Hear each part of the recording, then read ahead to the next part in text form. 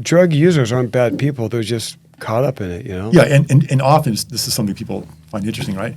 I actually liked many of the drug dealers I arrested on some kind of a personal very level. charismatic people. They're entrepreneurs. Good salesperson, they're right? They love their kids too. Right. And I'd say, screw you, dude, see you in jail. Just to let you know, because you should know. Yeah, I'd like to introduce Rocky Heron. He's a former DEA agent with the federal government, federal DEA, Drug Enforcement Administration, and he is currently working for the San Diego County Office of Education as the ambassador of drugs and alcohol. Ambassador of alcohol and other drugs. Oh, So that's nice. does that mean you provide them with drugs? Do you bring those in? You're the My ambassador? job title, as written, might suggest the wrong thing. So I add ambassador of alcohol and other drug prevention. Prevention. Is there, but from what I understand, that's not in there.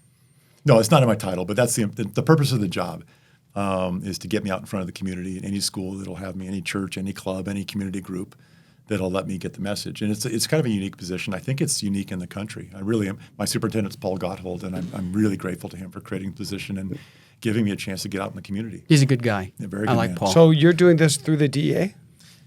No, I retired from DEA 2 years ago, and then the county office of education was aware of my work, and they created a position, and I moved into the county office of education. So I work for the county school district, but I have a very broad portfolio. I'm not limited to schools, and for schools I can talk to public, private, or parochial schools, and like I said, any community group that'll have me, and it's an amazing job. Before we go into that, I want to find out why you decided to go in the DEA, because it was during a time when cocaine was like everywhere. Remember Miami Vice? Was that the 80s, yeah? I applied in 90. 90. I got out of college in 89. And, it was a tail end. I graduated in 89. I applied in 89, took a year, and I hired on in 90. So yeah, it was at the end of the cocaine wars. Right. The country was openly against drug consumption and the drug dealers. But for me personally, I'm aware of it starting in 85 when Kiki Camarena, the DEA agent, was kidnapped and murdered in Mexico. And he was a San Diego guy, and he was going to come to San Diego after his tour in Guadalajara, but he died.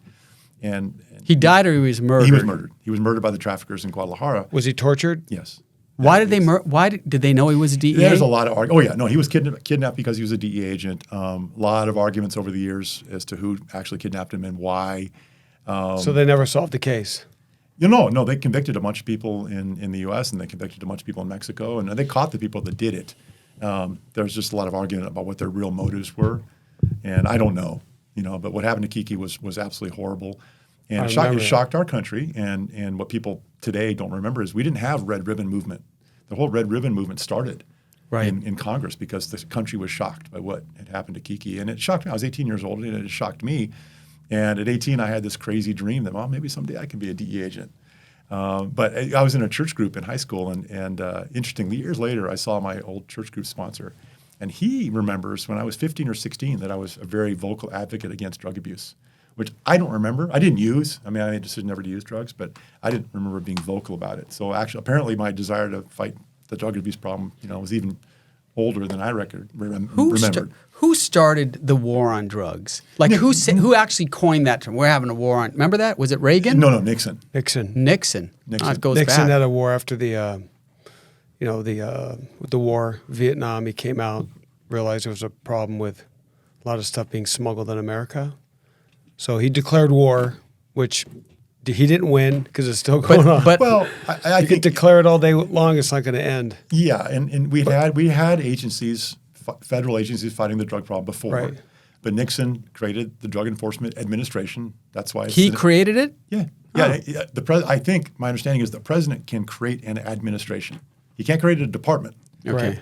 Right. Or a bureau like the FBI, but he can create an administration. So that's my understanding that Nixon just said, I want this.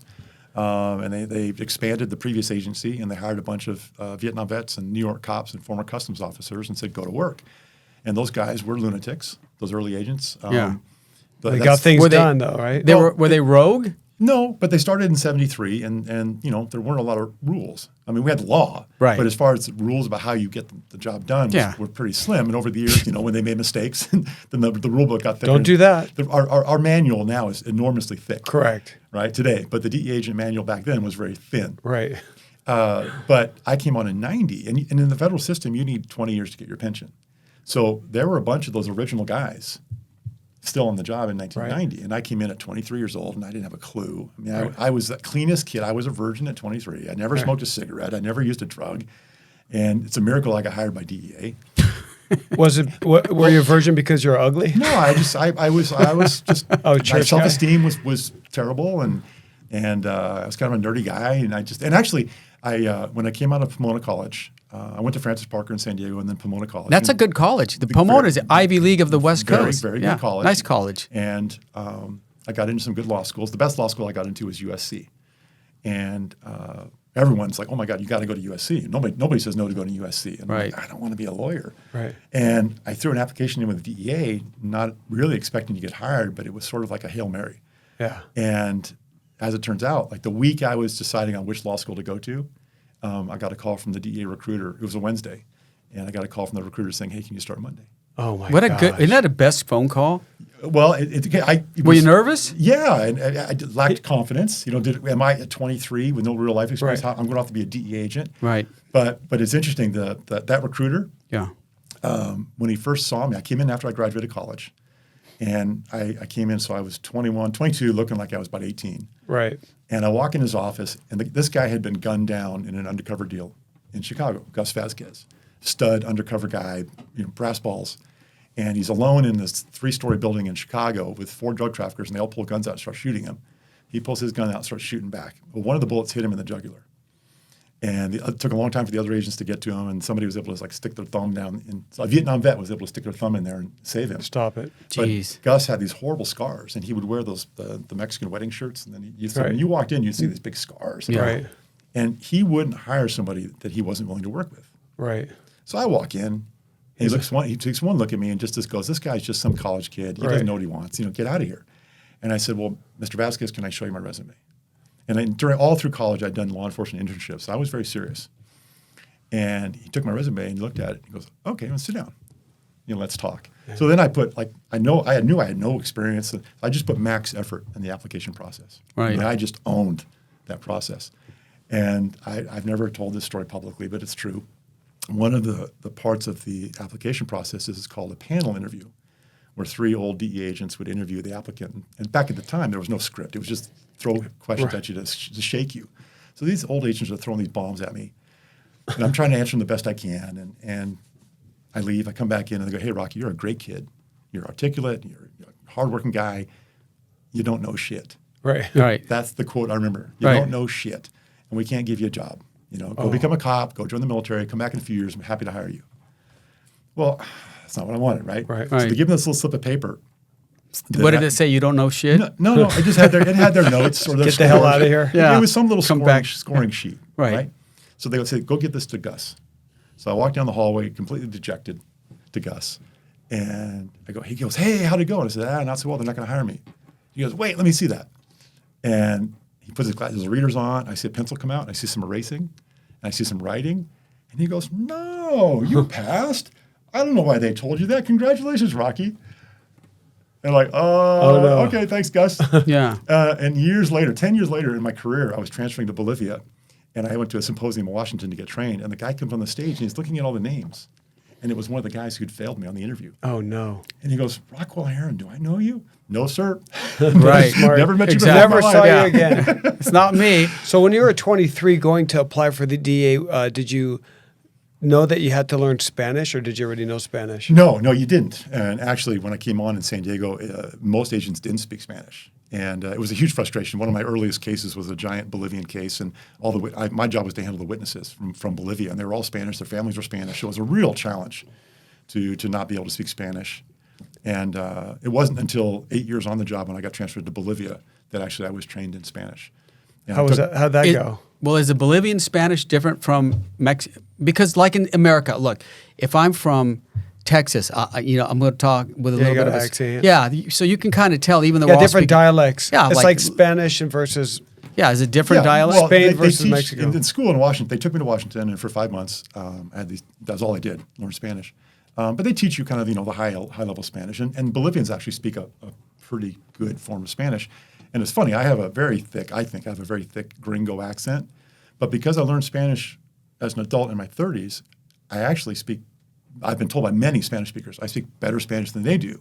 And what they mean is I have a bigger vocabulary and I Correct. use better grammar. Can I give you a test right now? Can you tell me, please don't take drugs. It's not good for you in Spanish. Frank, no usas las drogas. Mira lo que le pasó a tu hermano.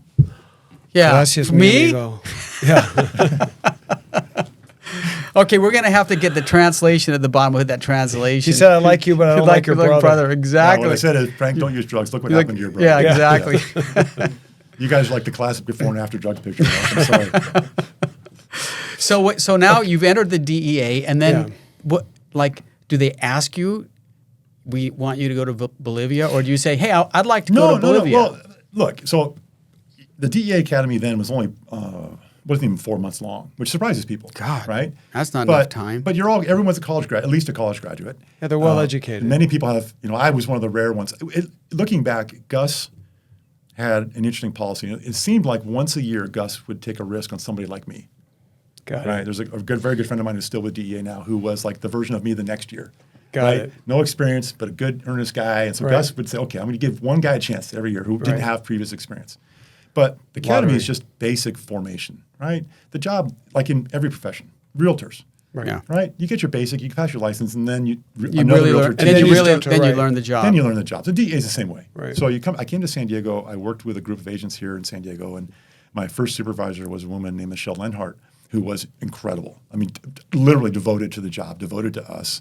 Ended up being Is she undercover right now, so you don't have to say her name over the YouTube? no, She's retired. She's retired. Oh, okay. Yeah. But she Just became checking. she became the administrator. She became the worldwide director of DEA, the first agent ever to ascend up Okay, the so ranks. People are going to Wow. know who she is. Yeah, Right. It's But not she like a taught. But she surprise. taught me the job. Got it. Right, and she had put together a really good team of agents, and it was funny. This is a funny story. So there was a female instructor at the DEA Academy who had me terrified. She had thrown out 2 of my friends, and I was so insecure. I thought I was next, Right. literally. So everything I did with her, I was Well, they like, failed the academy. they just decided you don't cut it.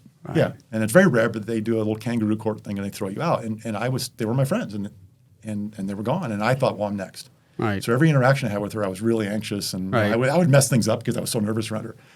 So Exactly. at the graduation, my parents flew back to Washington, to the FBI Academy to go to the graduation, and she walks up. Oh, are you Rocky's parents? Rocky's the greatest. We love Rocky. And I had this disassociative moment, like, wait a second.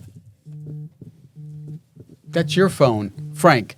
You violated Section Sorry, 182. I know. I'm sorry. Take it off the turned table. Oh, Jeez. See, you can only train them so Kids much. these days. sorry, only- listeners. So, can only so train this them. woman comes They up, keep trying to get a hold of me. acting like she's my best friend. Yeah. This woman that had me terrified, the whole academy, acts like she's my best friend. And she's telling me and my parents that I'm going to go work for her friend Michelle in San Diego on this giant Bolivian case. And You're unaware of it. I had no idea. And interesting, so what was interesting, so I was really confused by that because there were 3 of us who went back to San Diego. There were 3 of us in that academy who went back to San Diego. You're lucky to Oh, yeah. come back to Oh, San yeah. Oh, Diego yeah. And they- because you could have been stuck in Well, some. the policy at the time was not to send you home. They would prefer not to send you back to where Right, you so came they're not from. recognized. No, I disagree with it really because I knew San Diego really well. So having come from here helped me in the job, but they didn't have a budget. So a bunch of us from that academy class got sent back home. But there were 3 of us. And one guy, Pat, was a 35-year-old guy. I was 23. He's 35. Good-looking, strong guy, smart. And then there was another young guy with me, Spanish speaker, native Spanish speaker, and then me. And again, I was so insecure. I kind of rated myself as like the least capable of those 3 guys. But it turns out that when Michelle called this woman at the academy and said, hey, who's coming to San Diego? And the lady described the 3 of us. Michelle said, I want Rocky. Because even though I didn't know anything, I guess had created a reputation of like wanting to learn. Right. So Michelle was okay Go-getter. with having somebody who didn't know anything, but she had confidence that she could train me, which she did. You're trainable. Yeah.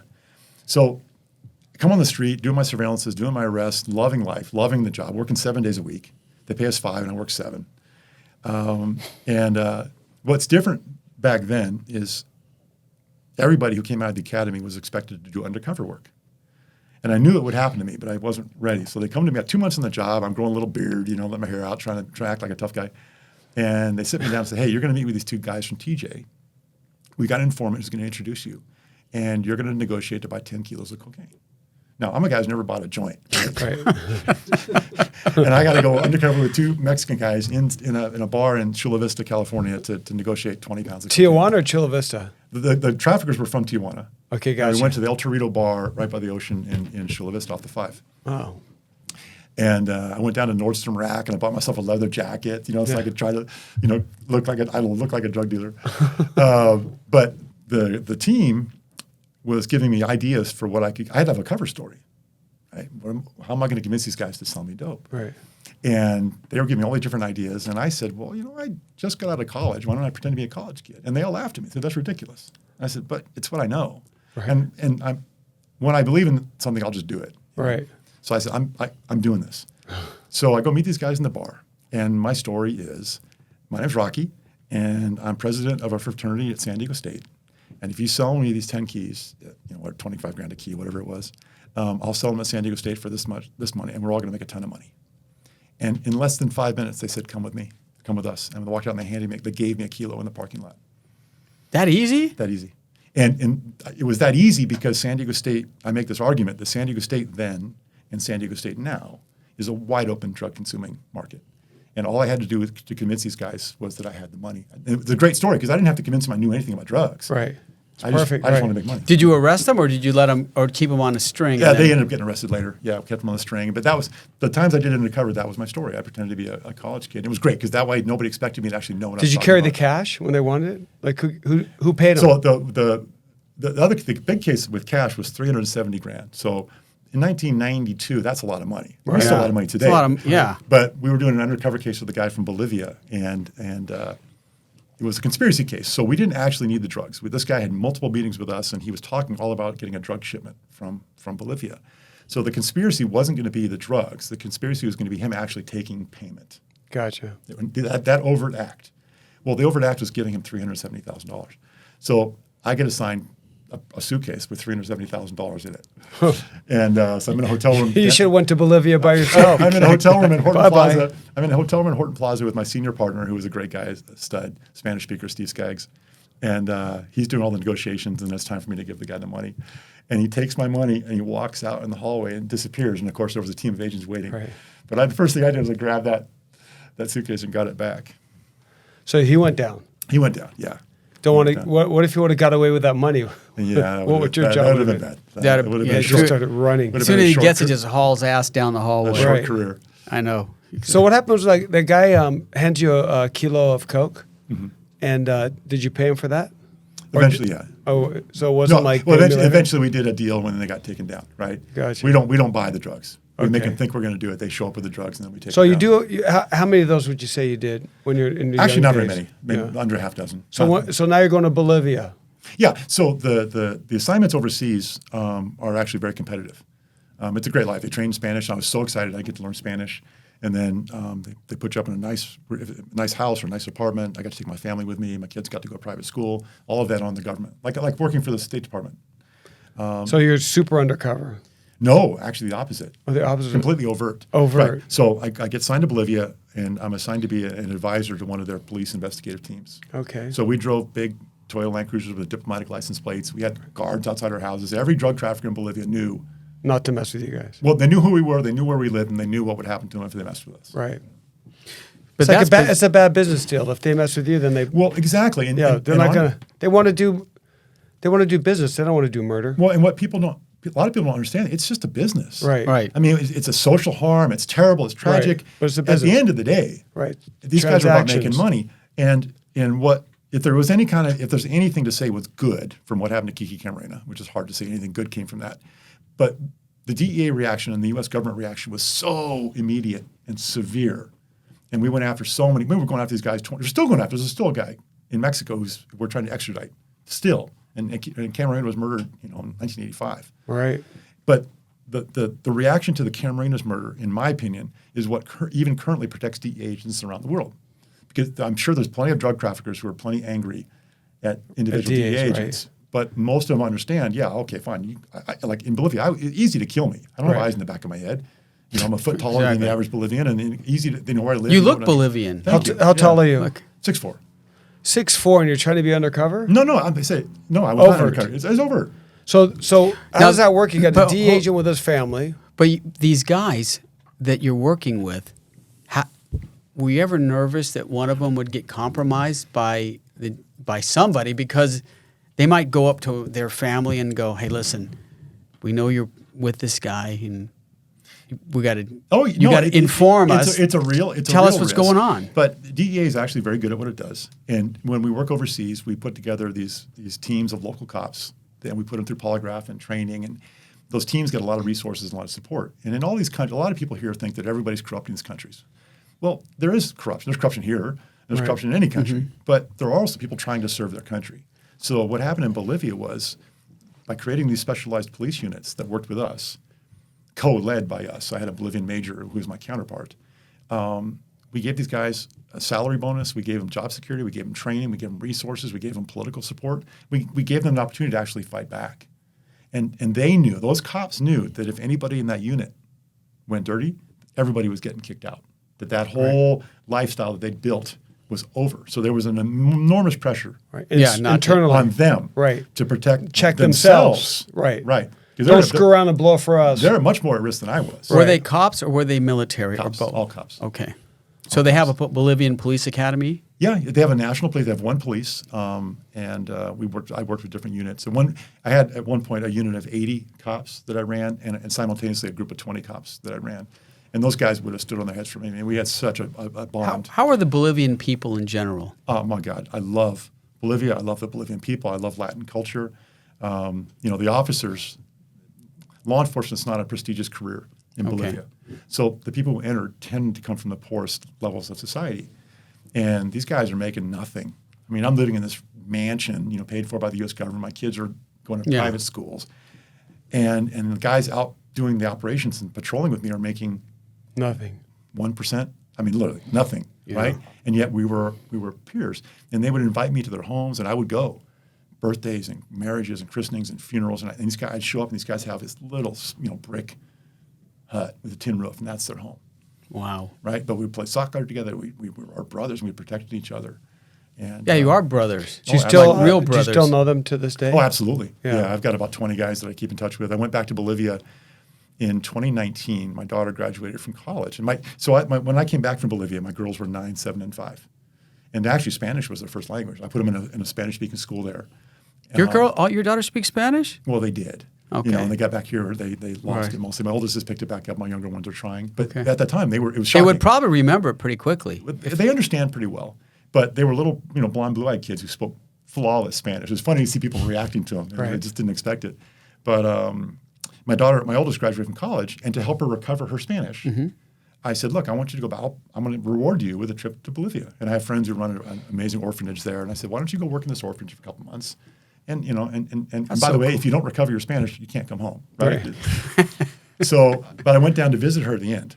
When I went, the president of Bolivia was a guy called Evo Morales, who is allegedly a notorious drug trafficker, right? I say allegedly in quotation marks. But he had a terrible problem with the Bolivian police officers who had worked with us. So when in 2007, 2008, there was a political problem, and Evo Morales expelled DEA from Bolivia. DEA got kicked out. Wow. Are they still kicked out?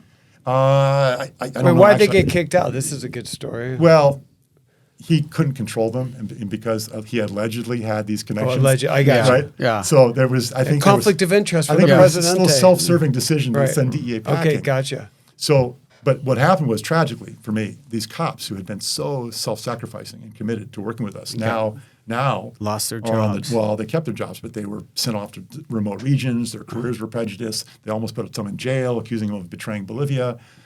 And they were good guys, and most of them rebounded. But in 2019, this guy is still in charge. And when I showed up for this visit, I just showed up for a few days to pick up my daughter. And a group of cops, senior guys, like all these junior lieutenants when I was there are now, like majors and lieutenant colonels and colonels. They organized a private banquet for me. Really? Which was nuts. Yeah. So I went with my daughter, about 20 of these guys. And if anybody had found out, they would have been just hammered. Yeah. But they gave me a plaque, and they were just it gave them a chance to kind of harken back to those days when we all were actually able to do the job. But that's the level of bond that I built with those guys. When was the time where you switched from being on the streets to being in the jungle, the Bolivian jungles? How was that like? The second day. Second day you're in a Oh jungle? no, it was ridiculous. So I go to language school. I learned Spanish, and then at the second day I'm in Bolivia, my cops hand me a rifle and said, "Let's go." What kind of rifles you get? It was M16. And How many clips you guys carry? A lot. You can never have too much ammo. Right. Over 8? No, probably 6. That's a lot. But they're bigger than 10 round the military magazines. realized they have to carry about, I think it was like 13 to 16 Yeah, I don't know. magazines I don't know. for a good Is it? firefight.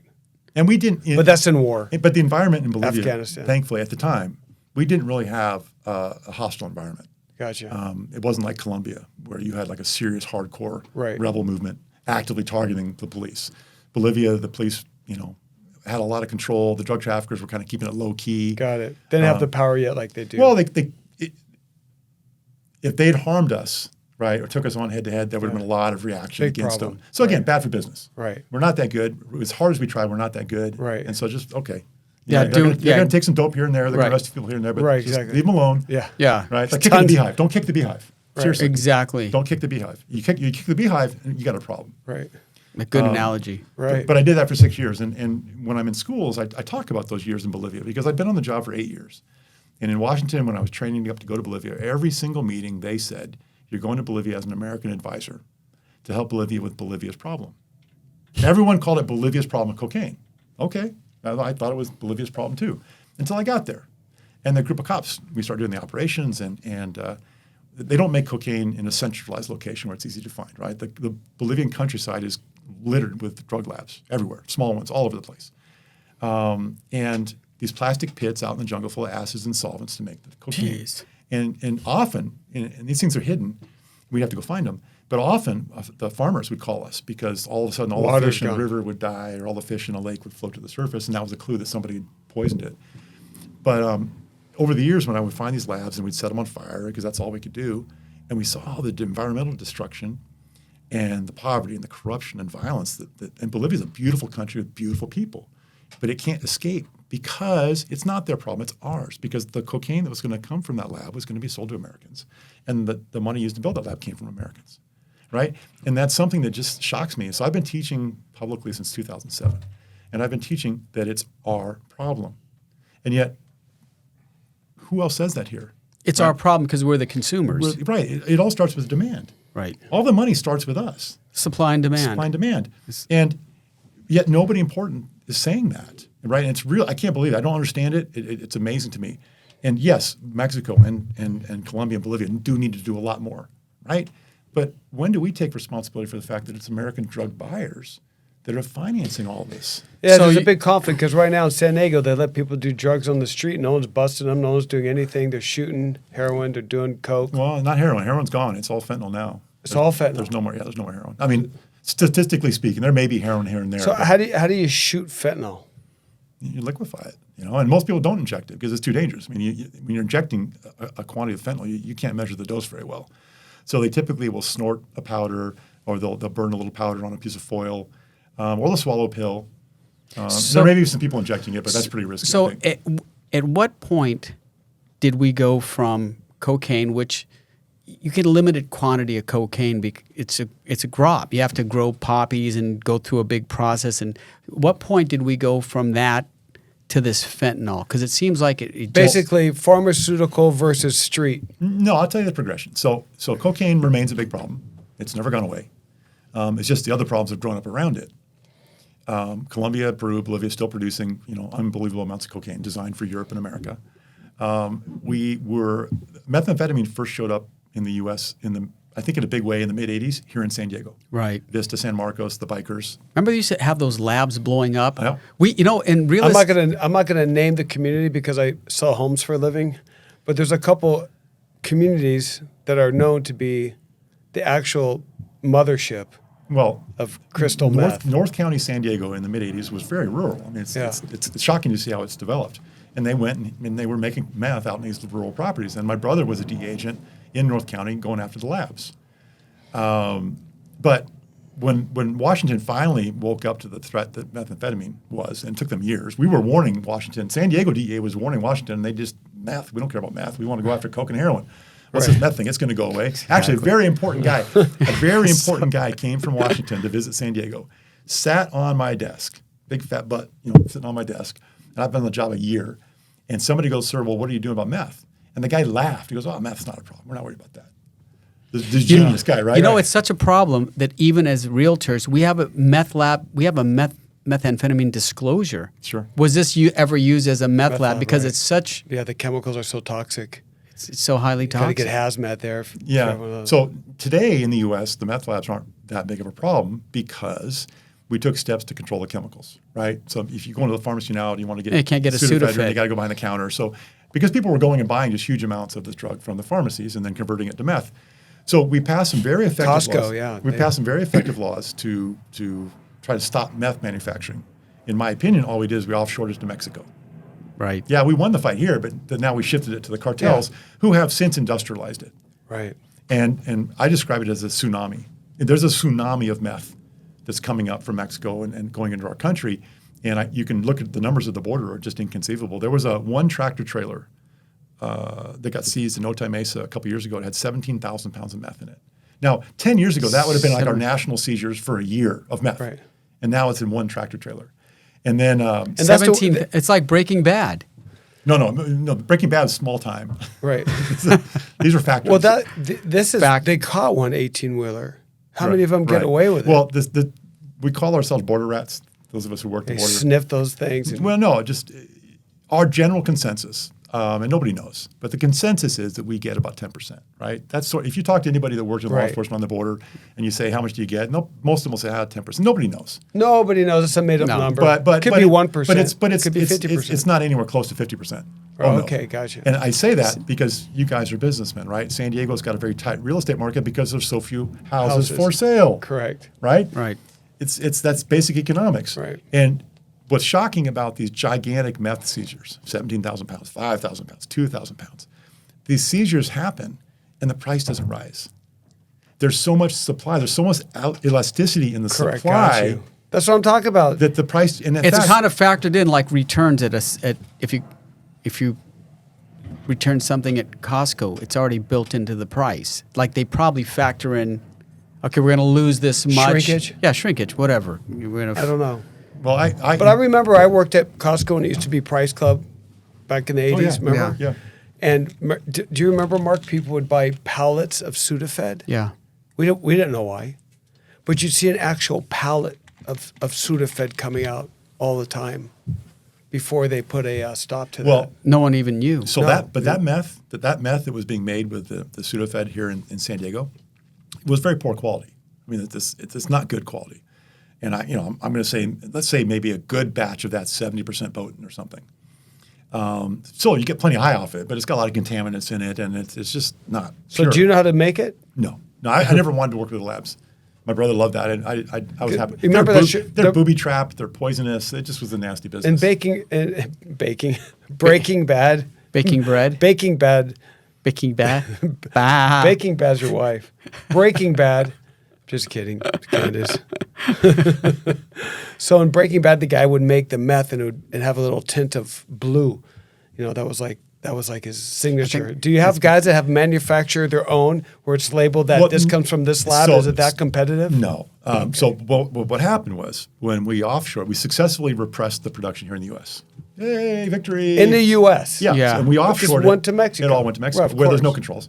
And by some estimates, and I don't know for sure, but by some estimates that I've found publicly, 25 to 30% of Mexico is effectively outside federal government control.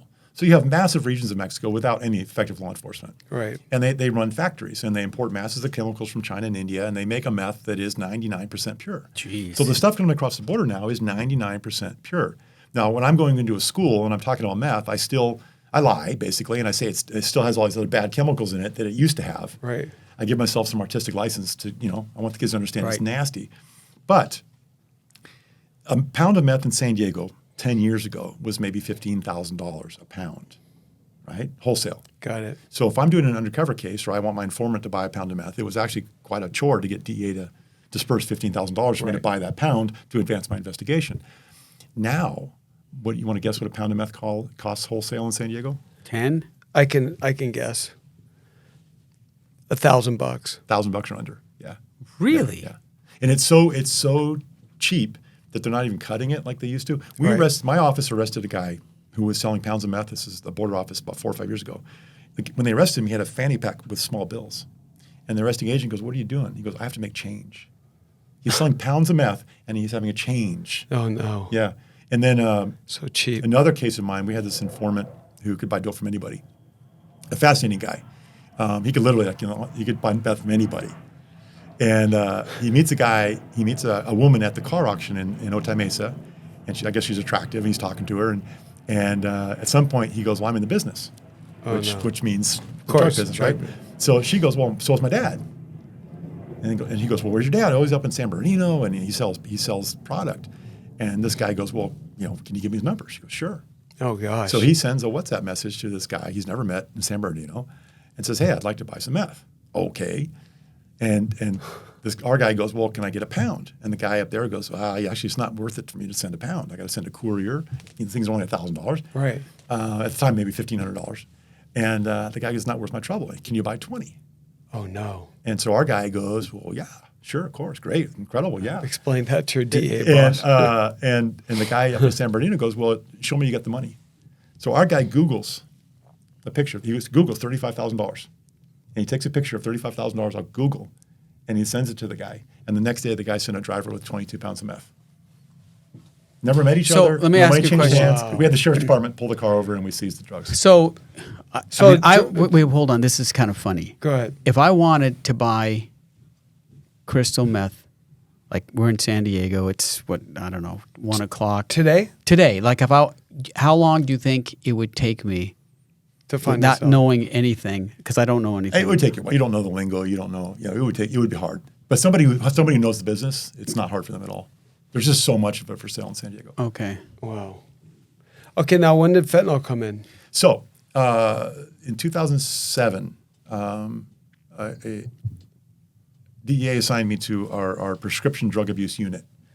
And I didn't really want the transfer, but I didn't like the guy I was going to be working for, so I asked for a transfer, and they put me in this new unit with no training, typical. And so I had to do self-training on what prescription abuse there was. And at the time, 2007, a massive Vicodin abuse. Right. Or Norco is a generic version of Vicodin. And there were people taking, you're supposed to take maybe 8 or 10 of these pills a day. Right. I was arresting numerous people taking 40, 50 a day. Yeah. And they were taking 40 or 50 because they couldn't get more. I mean, they would be taking more if they 100. could How get come it. that doesn't kill a person? Well- like 40 or 50 a day. Well, Sure, the some people dangerous part of a Vicodin isn't the opioid; it's the Tylenol. And so, in a low strength Vicodin pill, it's called a 500. It's 5 milligrams of hydrocodone, which is the opioid painkiller, and it's 500 milligrams of Tylenol. Wow. And it was licensed. This is important. So people need to understand this. So when the government licensed hydrocodone 50, 60 years ago, whenever it was, they realized it's too dangerous to put out in a pure form. If we put it out in a pure form, people are going to snort it, inject it, whatever. Right. Right. So by law, it has to be in combination. So it's typically with acetaminophen, right? And oxycodone and acetaminophen is Percocet. so that's what a Vicodin is. So Vicodin and Percocet are painkillers, but by law they have to be mixed with a non-opioid, like a Tylenol, aspirin, ibuprofen. So large quantities of acetaminophen are toxic to your body. Correct. And when I started this work in 2007, I researched, and the medical literature was telling me that 4 grams of How many milligrams is that? 4,000. So 4,000 milligrams, 8 tablets would be a toxic dose. Right. Right. And yet I'm arresting people taking 50. And I would tell doctors, like, no, that's not true. That can't be possible. Well, there they are, right? So the body's amazing. So if some people, if any of us took that much, we'd die right now, right? Right. We'd die of an overdose before the acetaminophen killed us, but very quickly the acetaminophen would probably wipe out our livers. But some people are just a miracle, and they could take anything. I've arrested people who are like, they should be science experiments. Like somehow they function taking these unbelievable quantities of stuff. So, but in 2008, all of a sudden we discovered OxyContin had gotten here in a big time. Now, we all knew about OxyContin from the East Coast and West Virginia and Florida, but in 2008, some sheriff's deputies all of a sudden saw OxyContin appear on the street, and we became aware very quickly how bad OxyContin was. Well, OxyContin is a pure form of the drug. And that's the tragic Oh, difference. is that what it is? Yeah. So the company, Purdue Pharma, there's a great show on, I think it's on Netflix, called Painkillers. If people want to find the history, it's a great documentary about it, or a docudrama. But OxyContin was a pure form of the drug, and that's why people went nuts for it, because you could, in fact, inject it or snort it or heat it up and inhale it. Is it a pill? It was a pill in multiple strengths, and the company lied to the government and lied to the country and said it's not addictive. And so it got licensed. It's one of the most addictive drugs ever licensed, right? So after how many years? At least 15 years of massive abuse, finally the U.S. government moved and forced the manufacturer of OxyContin to add some products to the pill to make it harder to abuse. Got it. You can't really snort it as well. It's harder to burn it. It's noxious smells. And I predicted, and we saw, an immediate shift to a different form of oxycodone called a roxicodone. It's a 30 milligram tablet, instant release oxycodone, pure. And it's blue. It typically comes in a blue form with an M and a 30. And so all of a sudden, the M30s, the Roxys, became the pill of choice.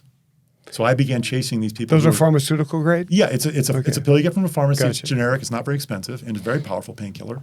And we were chasing these criminal organizations that were using forged prescriptions and bad doctors to get these things. And they were paying maybe $2, $3 a pill to get them illegally and then selling them for $30. And a huge profit, huge profit.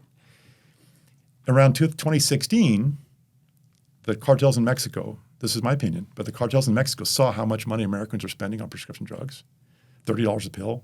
You can't make that kind of profit selling anything else. Right. And they started faking the pills down in Mexico. And the first ones we see is the fakes were ridiculous. I mean, the color was coming off, and they were crude. It was like laughable, like, oh, okay, yeah, Like you an M&M. You fooled me. Yeah. Like a fake M&M or something, right? Yeah, you fooled me, right? Well, very quickly they figured out how to make these things. And initially they were using heroin, and then they discovered that fentanyl gives people the same high as heroin. It's 50 times stronger than heroin and much cheaper. So for economic reasons, they were started to use fentanyl. They bought fentanyl from China, and they mixed it in these pills. So that was about 2016. We started to see this just terrible scourge of people call them perks now, or the M30s or the blues or the Roxys. And the first case I was involved with was in 2016. And it really got my attention because I was asked to be security for an undercover deal. And so we have an agent. What does that mean? Well, so we have an agent posing as an undercover. He's going to be undercover as a buyer. Well, we've got security. So I'm one of the guys watching to make sure he doesn't get hurt, doesn't get kidnapped, doesn't get robbed. What were you wearing? Just civilian clothes, jeans, and And how do you be sliced? Because other people are going to be No, I watching. mean, you're in a car. We're in a parking lot. You put up a sunshade. tinted There's no windows. counterterrorism with them? They don't have No, any? we look for that. Okay. We look for that. Got we it. show up way in advance, and we look to see. Right. We have helicopters sometimes watching out for us, but you never know, right? So we go in prepared. We always go in prepared for Right. the worst. And For a thank battle. God, very, very rarely does anything bad happen. But we go prepared every time for the worst. So my job is to protect that guy. So I'm on it, man. I take that work very seriously. And I had been in the briefing, and in the briefing they said, okay, we're going to pay, I can't remember what it was, $15,000 or something to buy 3 blankets. And they explained that the pills were these Mexican tourist blankets, those thick, colorful blankets. Yeah. Right. So these pills were being sewn in the black hems. Really? And that's how they were being smuggled in. And so the deal is we're going to buy the drugs so that we can order up a larger amount later and arrest these people later. So I'm watching, and the bad guy shows up, and they talk, and the bad guy takes one blanket, hands it to our agent, takes a second blanket, hands it to our agent, takes a third blanket, and then looks in and just pauses and then hands a fourth blanket. And I'm watching this and I'm going, what the heck just happened here? We have money for 3. So we get back to the office, and I go up to the undercover agent. I said, dude, can you explain what happened here? The guy gave you 4. The guy's like, yeah. I said, did you pay for 4? He goes, no. And I couldn't understand. Nobody gives away a kilo of cocaine. Nobody gives away a pound of meth. Why did some drug trafficker just give away 1,000 of these pills? And so I started doing some research on my own, and I came to the conclusion that these pills cost the drug cartels maybe a penny to make. Yeah. Yeah, so it didn't matter. So it was $10 or whatever. That Right. cost them nothing. Right. And then 10,000 they're selling them, $10 wholesale, $30 on the street. So Wow. there's never been a drug in history. Profit margins are If people huge. want to understand why fentanyl is the problem, Yeah. it's the cheapest, strongest drug ever manufactured Right. that offers the greatest profit to the drug traffickers. Right. And there you have our reality today. That's what I mean. In the cocaine war, there's no more getting Afghanistan gets the seas, it goes to Mexico, you got these jungles cooking it. If you do fentanyl, you don't have to do any of that. A little you just tiny, get, you just get the drugs from China, little tiny manufactured. underground labs somewhere can churn out millions of these things. Yeah. So if we know the United States government knows that we're getting these drugs from China, why would they not talk to China. Bingo. No, we did. I mean, we have talked to China, and China actually stopped sending fentanyl directly. One of my friends was over there negotiating with them. China has done, at least on the surface, has taken some steps. But the reality is that a whole bunch of the chemicals are still flooding in. And so I don't think a whole lot of actual fentanyl is coming out of China. The precursor chemicals Right. are coming. And these are industrial chemicals. And so controlling those industrial chemicals is always hard because they have Right. multiple uses. Correct. Right. And there just isn't that much law enforcement. And the sad thing is, we try to block the sale or transfer of certain chemicals, but these cartels have PhD chemists, the Breaking Bad guys working for them. Right. So if we block some chemical, well, okay, we'll just synthesize. We'll get the other lesser chemicals, and we'll manufacture that too. Got it. So in my school presentations, I argue that the drugs today are cheaper, stronger, easier to get, and more socially acceptable than ever before. Not good. Not good. And honestly, right now, there's not much we can do about how strong, cheap, and available they are because the cartels have us outgunned. Because that first case I worked on was 1,000 pills at a time. 4 years later, we were seeing 100,000 pills at a time in cars, and now we're seizing 1 million pills regularly. These things are coming across the border by the millions. So that would go back to talking to China and saying, how come you're allowing this to leave your Well, docks? I don't think they are. Well, there's massive corruption in China. Well, listen, if that much is coming over, Well, I mean, Somebody knows. somebody in China then is Right. is Scamming. scamming, Yeah. and it's Right, not they the have their own- government. they It's have like their own cartel. Yeah, it may be people exactly. in the government, but there's this corruption. right, there's corruption. Rocky, let me just ask you about this because I know of your work, and you and I have been pushing for like a real substance abuse prevention campaign to be put into the schools. And other than what you're doing, I just don't see that happening. No, that's not true. There are other people that work for the county and local government who are out in schools as well. I'm not alone in doing this. But I mean, I'm just talking about San Diego. This is a national issue. I Right. mean, Well, there's 50 states. So I started teaching. My teaching started accidentally. I used to be afraid of public speaking. I started out life as people laugh. When I say to people I used to hate public speaking, they're like, dude, we can't get you to shut up. You guys are probably asking me to shut up so you can talk today too. But there was a time in life when I didn't like talking publicly. But in 2008, I discovered that a lot of young people in San Diego from the best families and the best communities, Poway, Carmel Valley, Del Mar, had started abusing OxyContin in high school, got terribly addicted to it. It cost $80 a pill. And these kids were needing 5, 6, 7 pills a day. Well, you're a teenager. How are you getting that much money? Young women were selling their bodies and people were selling drugs. And then DEA, we don't arrest drug users, right? That's not our mission, is to arrest the drug traffickers. But too many people, unfortunately, today, they'll sell drugs to buy their own. So these kids from families much better than I was, parents better than I ever was, are on the streets addicted and selling oxy. And we'd arrest them. The parents or the kids? No, the kids. I'm just saying these are kids from really good families. Right. Not your traditional hardcore drug using or drug selling communities and families. But there they are. And so, we bring them back to the DEA office and you process them, and it takes hours and hours. And I was always curious. I'd always ask these people a lot of questions. And I would often volunteer to drive people from the DEA office to jail. Like they sit in the DEA office in the cell for a while, and we process them and interview them. And then you got to take them to jail. And I would often volunteer because that drive is fascinating because they're actually willing to talk. You'd be surprised how many hardcore drug dealers would hey, Rocky, first name, we would talk. And I would ask these young kids, like, hey, because I wanted to know, when did you start? Who gave it to you? Why did you think it was safe? Did you ever get any warnings? Every single one of them, male and female, started sobbing because they're going to jail. They're going to go into withdrawal. Their lives are in flames. And they, at some point, all said, Rocky, if only somebody would have warned me. If only somebody would have told me how bad it was going to be, maybe I wouldn't have started. And at that time, I'd look at him and say, would you actually listen to anybody? Because I didn't think anybody would. So this is I'm seeing this every day, in my work, these kids who didn't get any warnings. And then my fifth grade daughter, her class invited me to speak about my job. So I go to her little elementary school in a very nice neighborhood.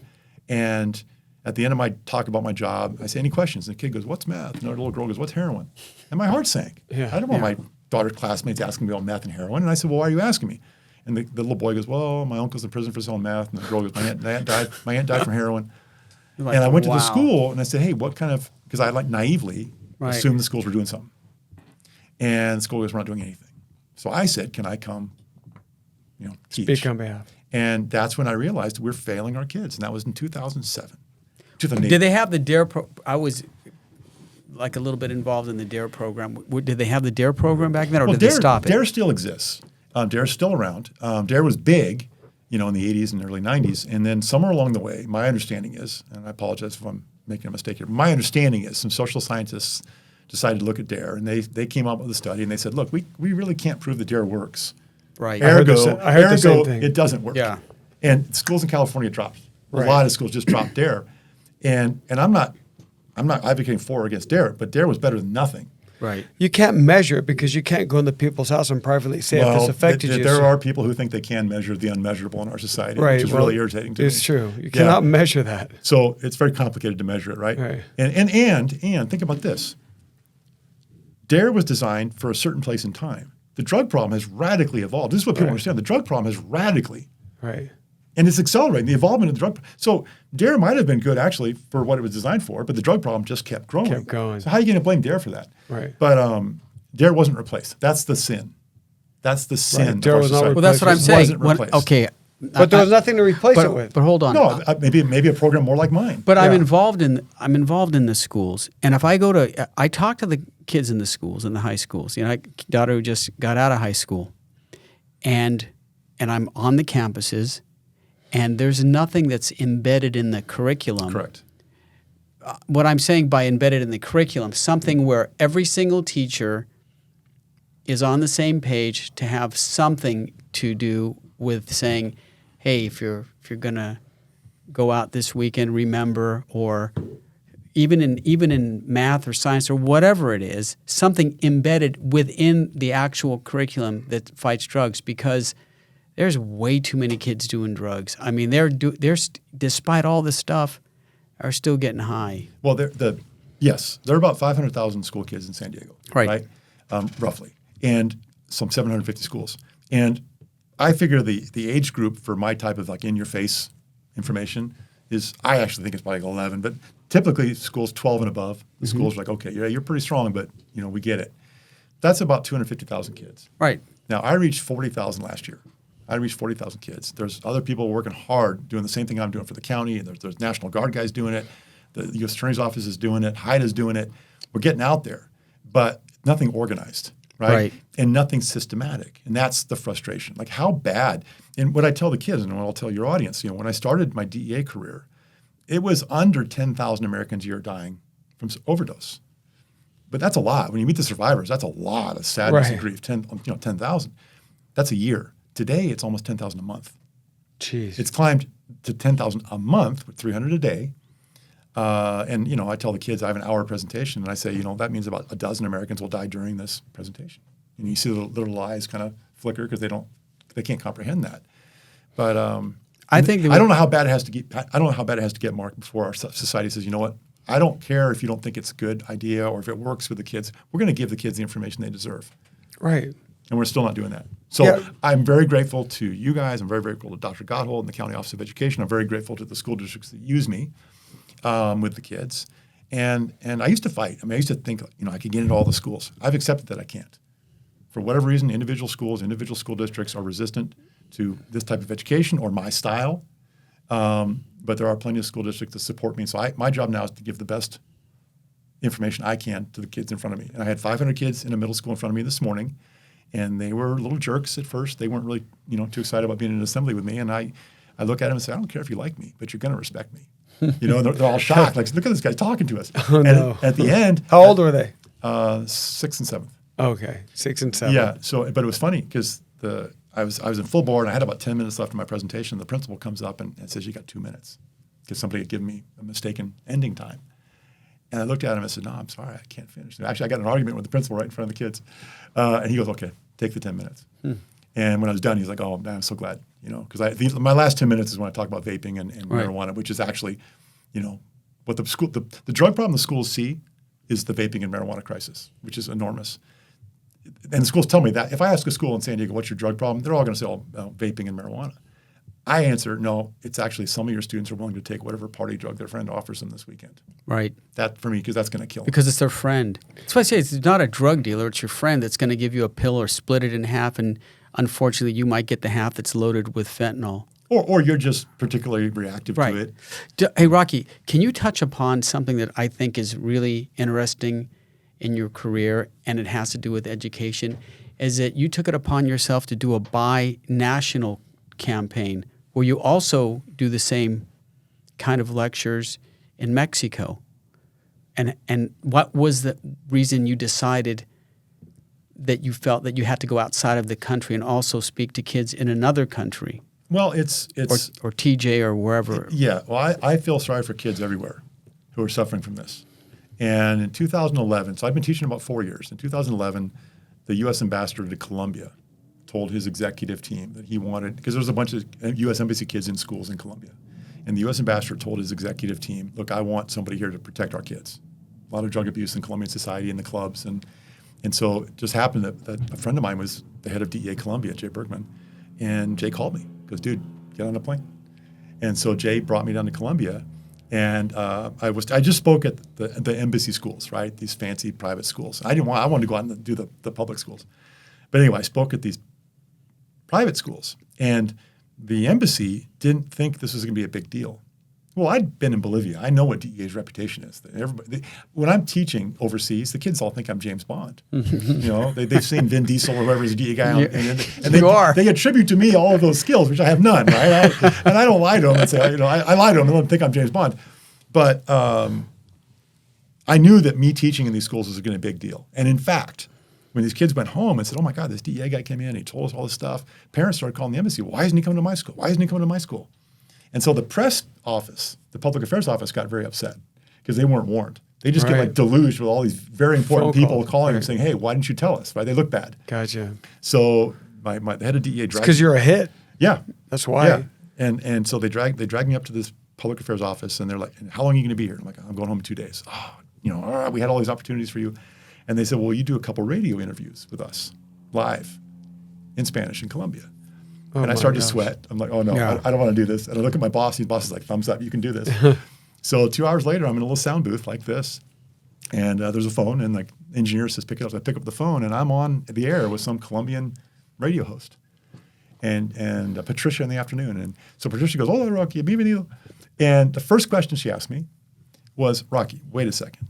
We all know about DEA. You come down and you arrest cartel leaders and you burn down cocaine, grows. What in the world is a DEA agent doing at school trying to help kids? And my answer was very simple. I said, Patricia, who is going to have more credibility on the drug issue than a veteran DEA agent with kids? And she goes, oh. And that was Right. it. Makes sense. It made sense to Makes them, sense, right? yeah. So actually I had huge support from people in Colombia and but it's all personality driven. So when that boss left Colombia, the next boss didn't believe in it, didn't bring me down.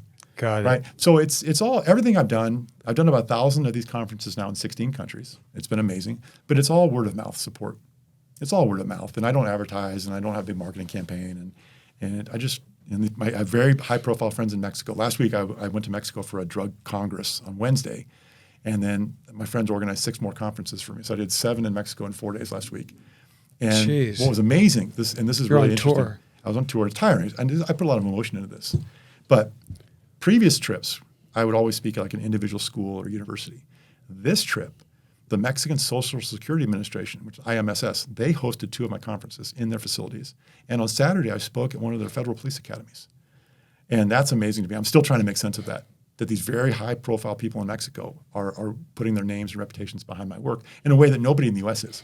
Right, so I'm getting federal. You're getting more push. Support. Yeah. I'm getting more traction in Mexico than I am here.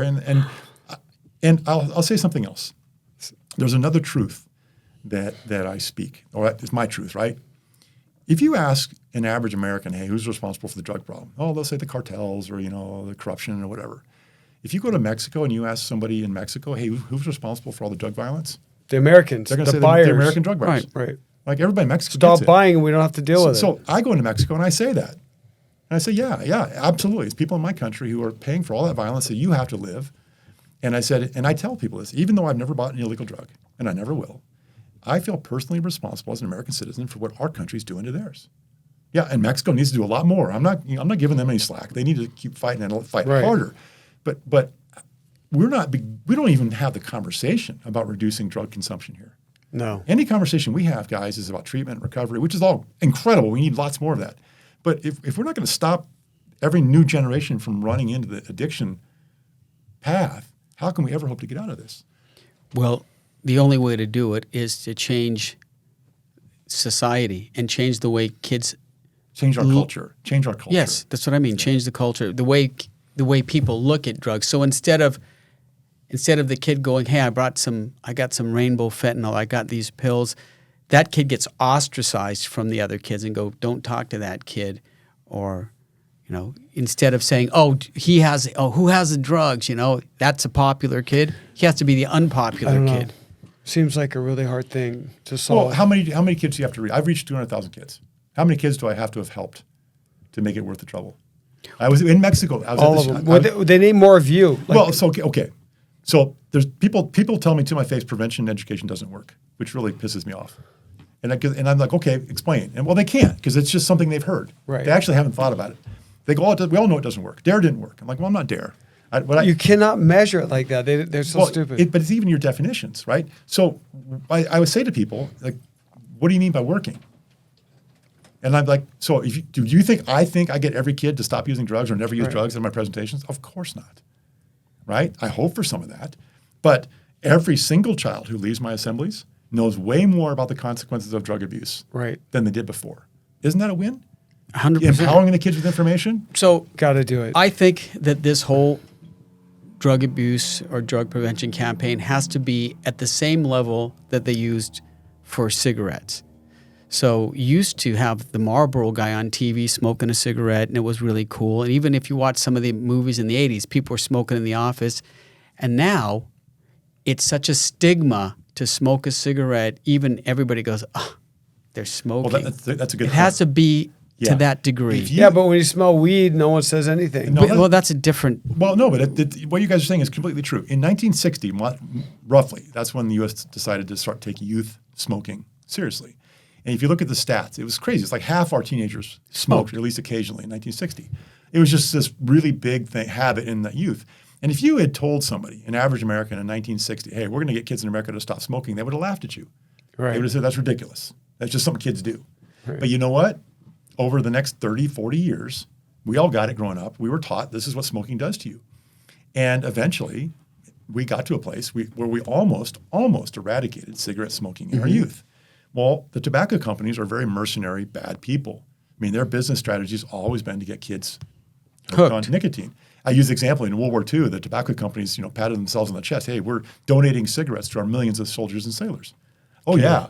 You're great patriotism, right? Right. And my dad was a general practitioner here in San Diego, over by San Diego State. And as a kid, his patient population aged, right? So, and I would run around with my dad and do his house calls and stuff. And I would meet these old World War II vets who were dying from emphysema, dying from strokes, dying from lung cancer as a habit of these, as a consequence of these cigarettes. Right. I saw the horrible suffering these guys went through. But since our kids in the U.S. don't want cigarettes, what they've done is, and they very effectively replaced the cigarette with the vape, the liquefied nicotine. And Juul company came along and made it really cool and attractive, and our country's never been the same. So we've got a huge epidemic of teen and preteen nicotine addiction that we don't want to talk about. And that's But the because nicotine addiction is different from the all the carcinogens that are So in. yeah, you can make an argument that vaping is safer for the body than smoking is, right? And there are some health consequences to vaping, and actually nobody knows the long-term. Yes, nobody consequences. knows. But the guaranteed short-term addiction. Of course. And to me, that's the tragedy. And everybody listening to this knows that nicotine is one of the hardest addictions to quit, period. And we have a huge generation of kids who've been hooked on it. Now, OxyContin was licensed in 1995, late 95. That started everything where we are today. That started the whole fentanyl crisis. That's the starting point. OxyContin or Vicodin? OxyContin. That changed everything. Because Vicodin you could abuse, but you couldn't smoke it. You couldn't inject it, right? OxyContin is the one that really legitimized pharmaceutical opioid abuse in a way that had never existed before, right? And I remember years ago when I was teaching in public about some DEA thing, and a guy in the back of the room, this is 2008, a guy comes in the back of the room and goes, hey, Rocky, what about the heroin that comes in a blue pill? And I arrogantly laughed at him and said, heroin doesn't come in a blue pill. Well, I was wrong. That he was talking about these OxyContin or Roxys, which at that point didn't know anything about. But the argument I'm making, and I'm very long-winded, is it took us 30 some years to get to where we are today. Right. And unfortunately, it take us decades to claw our way out. So anybody who criticizes what I'm doing and what the people that I work with are doing, saying you guys aren't getting any results, I don't know what they're expecting. Right. Because it's going to take 30 years. It's like That's it took what I'm us saying. 30 It's years gonna of take cigarettes. about- Yeah, but if we don't start today, Mark, Correct. where are we going to be 5 years from now, 10 But years that from should be, since we already have a track record with nicotine or cigarettes, we have to follow that same track and go, okay, we're going to start off slow with ad campaigns, and it has to be a national push, not just Our politicians don't want to spend money. That they have their own projects, right? So all that tobacco education was put on the backs of the tobacco companies through the taxes. So it was very easy for the states and the federal government to collect huge amounts of money to pay for all that tobacco education. It's called TUPE, and there's still huge money from that in California to teach tobacco prevention. You can't tax fentanyl, you can't tax meth, right? So there's no ready revenue source for this. And so doing what I do, and in some kind of a systemized way, and across the nation, all the schools, is going to be very expensive. But when you look at the toll that drug abuse is taking on our society, what every person in addiction is costing society, the emergency room visits, the overdoses. It's worth the investment. It's pennies on the dollar. Do you think that a lot of the homeless crisis has to do with loose laws that virtually allow people to do drugs on the streets? Funny you should ask that. Yeah. Am I right? Yeah. So the homeless themselves, if you ask They do them, anything they want. well, but if you ask the there's- homeless, and people do ask them lots of questions, Okay. but if you ask the homeless, and I've looked at these studies, if you ask the homeless, they will self-identify drug abuse as like number one or number two reason that they're disaffiliated, living on the streets, right? That data is easy to find. And in California, we basically decriminalized everything. Prop 47 changed. There's very little law enforcement can do for like bottom level drug dealing. So it's made it very easy for people to sell into the homeless population. They can steal up to $900 a day and not get arrested. So they can steal as much as they need to get the money. Drug dealers sell them small quantities, which will kill and get them addicted. And it all operates sort of outside the law. But it's not been legalized. It's just we just sort of like throw our hands up. But the question I can't find the answer to, and I personally believe that most of our currently homeless started using drugs in middle or high school. Great. And they didn't die. They didn't get on a statistic. They just put themselves on a path of life degradation that, 10, 15 We years say that later- all the time. And there's no counselors to see it. And if the teacher has 30 kids in the class and Johnny's being quiet or he looks emotionally distraught, the teacher's just going to say, "You okay?" And the kid's going to say, "Yeah, I'm fine." Yeah. But that's the guy you have to watch for. He needs to see a counselor. But there's not enough counselors. There's not enough teachers that have good observation skills. Well, let's go back to the funding source.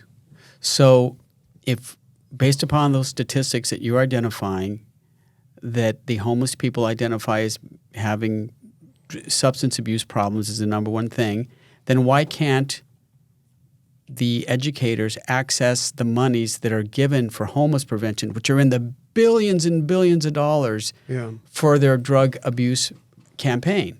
Because the consequence of kids using drugs, as you just highlighted, results in homelessness. So educators should be able to access homeless funds for substance abuse campaigns. That would be where I would start because there's billions of dollars for that. And you're not alone in that. I mean, San Francisco's got just a nightmare now with the homeless. And I'm on social media, I'm tracking some people who are really active in trying to, like former addicts and stuff, who themselves have now become advocates for the current homeless. And they're all saying the same thing. They're saying we're just completely missing the boat. It's a substance abuse problem. It's not a housing. It's not a housing problem, right? It's a substance abuse problem first. And until you address the substance abuse, you're not going to get these people out of the. So the homeless fund should go to education. Well, then. some of it, and it's not. A lot of it. Well, we have a mayor that said housing first. So basically, that means if you make a project and you want to take this person off the street and put him inside of a house, there's certain rules of getting in this house. You cannot be addicted. You have to get off drugs. Yeah. So the guy stays on the street. So housing first means you can't have any restrictions. Right. So you're taking a heroin addict from the street to a house. What do you think's going to happen? Well, look, sometimes he's still a heroin addict. Sometimes kids in schools think that I think drug users are bad people, right? And I actually play that Mr. Mackey clip from South Park with the guy who looks just like me saying, "You're bad if you use drugs. Don't use drugs, MK." And I make the point. And the kids, I don't think drug users are bad people. I think they're beautiful people just like you, making terrible choices. Yeah, that's what they are. That eventually are going to tear them up. But no, we're just unwilling. I think I think we have a societal stigma against drug users, which is really unfortunate. And I think we have a societal stigma against prevention education. Important people have just got themselves convinced it doesn't work, so why spend any money on it? And it's just insanity because all the statistics are bad. Homeless numbers are increasing, addicted homeless are increasing, Correct. overdose is increasing. And the only solution, the only possible thing we could tweak right now is to get prevention education. Right. But what people don't understand is, and I call it the tragic moment, the three of us might take a drug, Vicodin or Oxy or fentanyl or meth or whatever. We're going to have three very different reactions. We have different brain chemistry, different physiology. Two of us might hate it, one of us might love it, right? Or two of us might get high, one of us might die. It's just, nobody can tell before you start. Got it. But some people, when they try some drugs once, are never the same again. They're addicted. Right. Or they're, something happens to their brain. Their right. brain goes, wow. And so Yeah. these kids, okay, Yeah, one these time. kids I was taken to jail, 2008, 2009, 2010, who were telling me, oh, I wish somebody would have warned me. Also, all said, and this is, I'm glad you brought this up. I've forgotten about this. So I would ask them, what drugs did you use, right? Did you start on Oxy? And like, no, weed and I tried all this other stuff. And then I smoked an Oxy. They put it on a foil and heated it up. I smoked an Oxy and I quote, I found what I've been looking for. And I couldn't believe it. They all said that. I found what I've been, and they basically what they were telling me was they were addicted psychologically the first time, that they knew they were going to keep using it. And Is that the same case with fentanyl? yeah, oh yeah, absolutely. Can you burn fentanyl like that? Oh yeah, they heat it up on foil and inhale it. Yeah, absolutely. And what the public doesn't understand is, you may have had some experience with an opioid and it made you itchy or warm, you didn't like it. Well, the guy next to you, that may be the most incredible experience he ever had. Right. And so one of the things I tell kids is you don't know what's going to do to you before you try. So don't please try. don't try. Right, you make it hooked. But we live in a society where these drugs are basically decriminalized. They're Right. essentially free. I mean, these pills, these fake fentanyl pills coming from Mexico. You'll like the story. So I was teaching out in Mexico in January. And there's a thing they call the tunnel, CBX, where you can go into the Tijuana airport from San Diego. It's nice. Yeah, it's super cheap to fly Easy. to TJ, and I love it. So I'm flying back, and I walk up to the Uber stand, and I don't like how Uber cheats the drivers, right? I don't recommend the public do this, but I'll go to an Uber driver and I'll say, hey, it's going to cost me this much, but I'll just pay you cash. Right. Because I'd like the driver just to get the money. So I'm talking to the driver of this SUV, and he looks at me, and we know each other, right? We know each other, but neither one of us is like pegging it. Right. So I get in this guy's car, and we're driving away from the border, and I go, and I go, hey, dude, did you ever work with DEA? And I see his knuckles tighten on the wheel, and he's an old informant of mine. Oh, no. And it was just meeting. We're so out of context. Oh, gosh. So Scared the shit out of him. it did. It totally Right. did. So we started talking. It was fascinating because I never talked to this guy outside the context of Right. Our official relationship. Was it CI? Yeah. Okay. And so it was a really interesting conversation. And we were talking about different coworkers of mine, which ones he thought were competent and which ones weren't. And we kind of coincided on that. It was Right. interesting. But I asked him, what are the prices? And this was, earlier this year. And he told me that he'd seen these pills as low as 50 cents. Oh, my God. But they were typically 80, 90 cents per pill. So the drug dealer can buy that pill that will kill your kid or change their life forever for under $1. Oh, my And God. then they sell it to your kid for $5 or $10. They're making 500%. So what is the friggin' wholesale price on that? Well, Pennies. the wholesale price is 50 cents. I mean, that's Okay, the it's wholesale wholesale. price. Okay, gotcha. Right, at the border, in San Diego. Okay. In Mexico. No, the manufacturing price is what Yeah, I think Fred was saying. it's a penny or two. Yeah, a penny. So Right. they used to sell these things for $10. Now they're selling them for $1. They're still making It's insane proportion, insane. right. You can't do the math. So if you lose a crate, who cares? you don't care. No one gets Right. killed. You literally the don't. driver They- gets to live. they You know, don't. remember when you would deliver 4 or 5 pounds of coke and you didn't make it to your destination, you're going to have to pay one way or another, right? Right. And it's Yeah, you typically- lose a shipment of cocaine, Right, somebody's going to pay. Right. You lose a shipment of this, they goes, keep making it. Just make more. Right. Yeah. That's a better business plan. You Well, don't that's have why we're stuck with this. to- Right. It is, again, fentanyl is the strongest, cheapest, most profitable drug, in my opinion, ever seen. How much fentanyl do you see that's pharmaceutical grade on the street versus manufactured by the drug dealers? None. Zero. Before this current fentanyl crisis, fentanyl is a miracle drug. I mean, just to be clear, pharmaceutical fentanyl is a miracle drug. Used every day in surgery, Every cancer day. treatment, Right. Typically, people with cancer, they a get pain a pill. pain patch. No, not pill. Well, there's a very Oh, rare. okay. Typically, a A pain dermal patch. patch, right. Because it's so potent, they designed this patch, so Right. it would soak very slowly into your skin. Or lollipops. Yeah. Okay. So you couldn't swallow the whole lollipop. You had to lick it. Got it. I always just chew the crap out of them. I can't just suck a lollipop. But that's what the for- public would get access to. Why didn't you have a friggin' fentanyl? I never had a lollipop? fentanyl lollipop, but I remember that. Yeah, but it sounded like you were just talking that. No, you remember ate that commercial? How many licks does it take to Yeah, get to a Yeah. Tootsie whatever? Roll Center, Like, yeah. yeah. You're going I was off like, message ah. here, Mr. Powell. You're going off Yeah, what message. the hell? Talking about So we candy. had people in the day who would abuse. They would fake prescriptions to get. Some people would fake prescriptions to get more lollipops or Right. more pain patches, right? But those are expensive. Yeah. This costs nothing. So Nothing. there's no market. I'm not saying there isn't some sort of abuse of pharmaceutical fentanyl, Right. but that is not the problem. So doctors So the- are out of business. at risk. 100%, So do I 99+% of the fentanyl that's on our streets is clandestinely manufactured in Mexico or here or Canada or came straight from China. So the DEA is not interested in pharmaceutical companies because they're not. No, their projection fell- DEA continually regulates, Monitors them, but that's But not what you're finding out is that they're not taking it from the pharmaceuticals; they're just making it on the streets. right. And Gotcha. So the focus is more on the Okay, so of Mexican this drug of the cartel. current street drugs, crystal, cocaine, weed, whatever is out there, how many of those contain fentanyl? Well, there are a lot of people. Fentanyl comes typically in two forms from Mexico. It comes in the pills, all different Xanax, Valium, Vicodin, or these Roxys, various different forms of the drug, or powder. And it comes across in bricks that look like they're kilos of cocaine. Now, the drug dealers are aware that our population has become somewhat aware of the pills. And so one of the strategies that I find just absolutely evil, the drug dealers will go to some doctor and they'll get a prescription of Vicodin or Xanax or whatever they're supposed to get, right? They'll get that prescription and they'll sell those pills. Then they go to their drug dealer and say, I want to fill this bottle up with the fakes. So they'll get a prescription for Vicodin in their name, right? And they'll fill the bottle with the fakes made with fentanyl. But then they come to you or your kid, and hey, Mark, or your daughter, hey, Dahlia, look, these are legit. These are from a pharmacy. You can trust me. Right. And our kids go, okay, yeah, look, that's a new prescription came from a pharmacy. So they're that deceitful to our kids. But a lot of our population has been scared away from the pills. And so they're going to the powdered drugs. Well, fentanyl comes as white powder. A lot of people are dying because they're buying this white powder that's either they think it's cocaine or they think it's meth and it's fentanyl, or it's mixed with fentanyl. And when I retired from DEA 2 years ago, we didn't know for sure why fentanyl was being mixed into coke and meth. Since then, maybe I kind of just did a brain dump. And Yeah, it said, doesn't make it doesn't really make sense. And so we don't know if maybe it's accidentally mixed in. I actually think bad labs. I think there's two. One explanation, maybe two. The drug dealers measure their customers, and if you get some young kid who doesn't really know what he's doing, and he wants to pay you $100 for a gram of coke, Right. and you can sell him a gram of fentanyl that he thinks is coke or has a little coke in it, Right. right?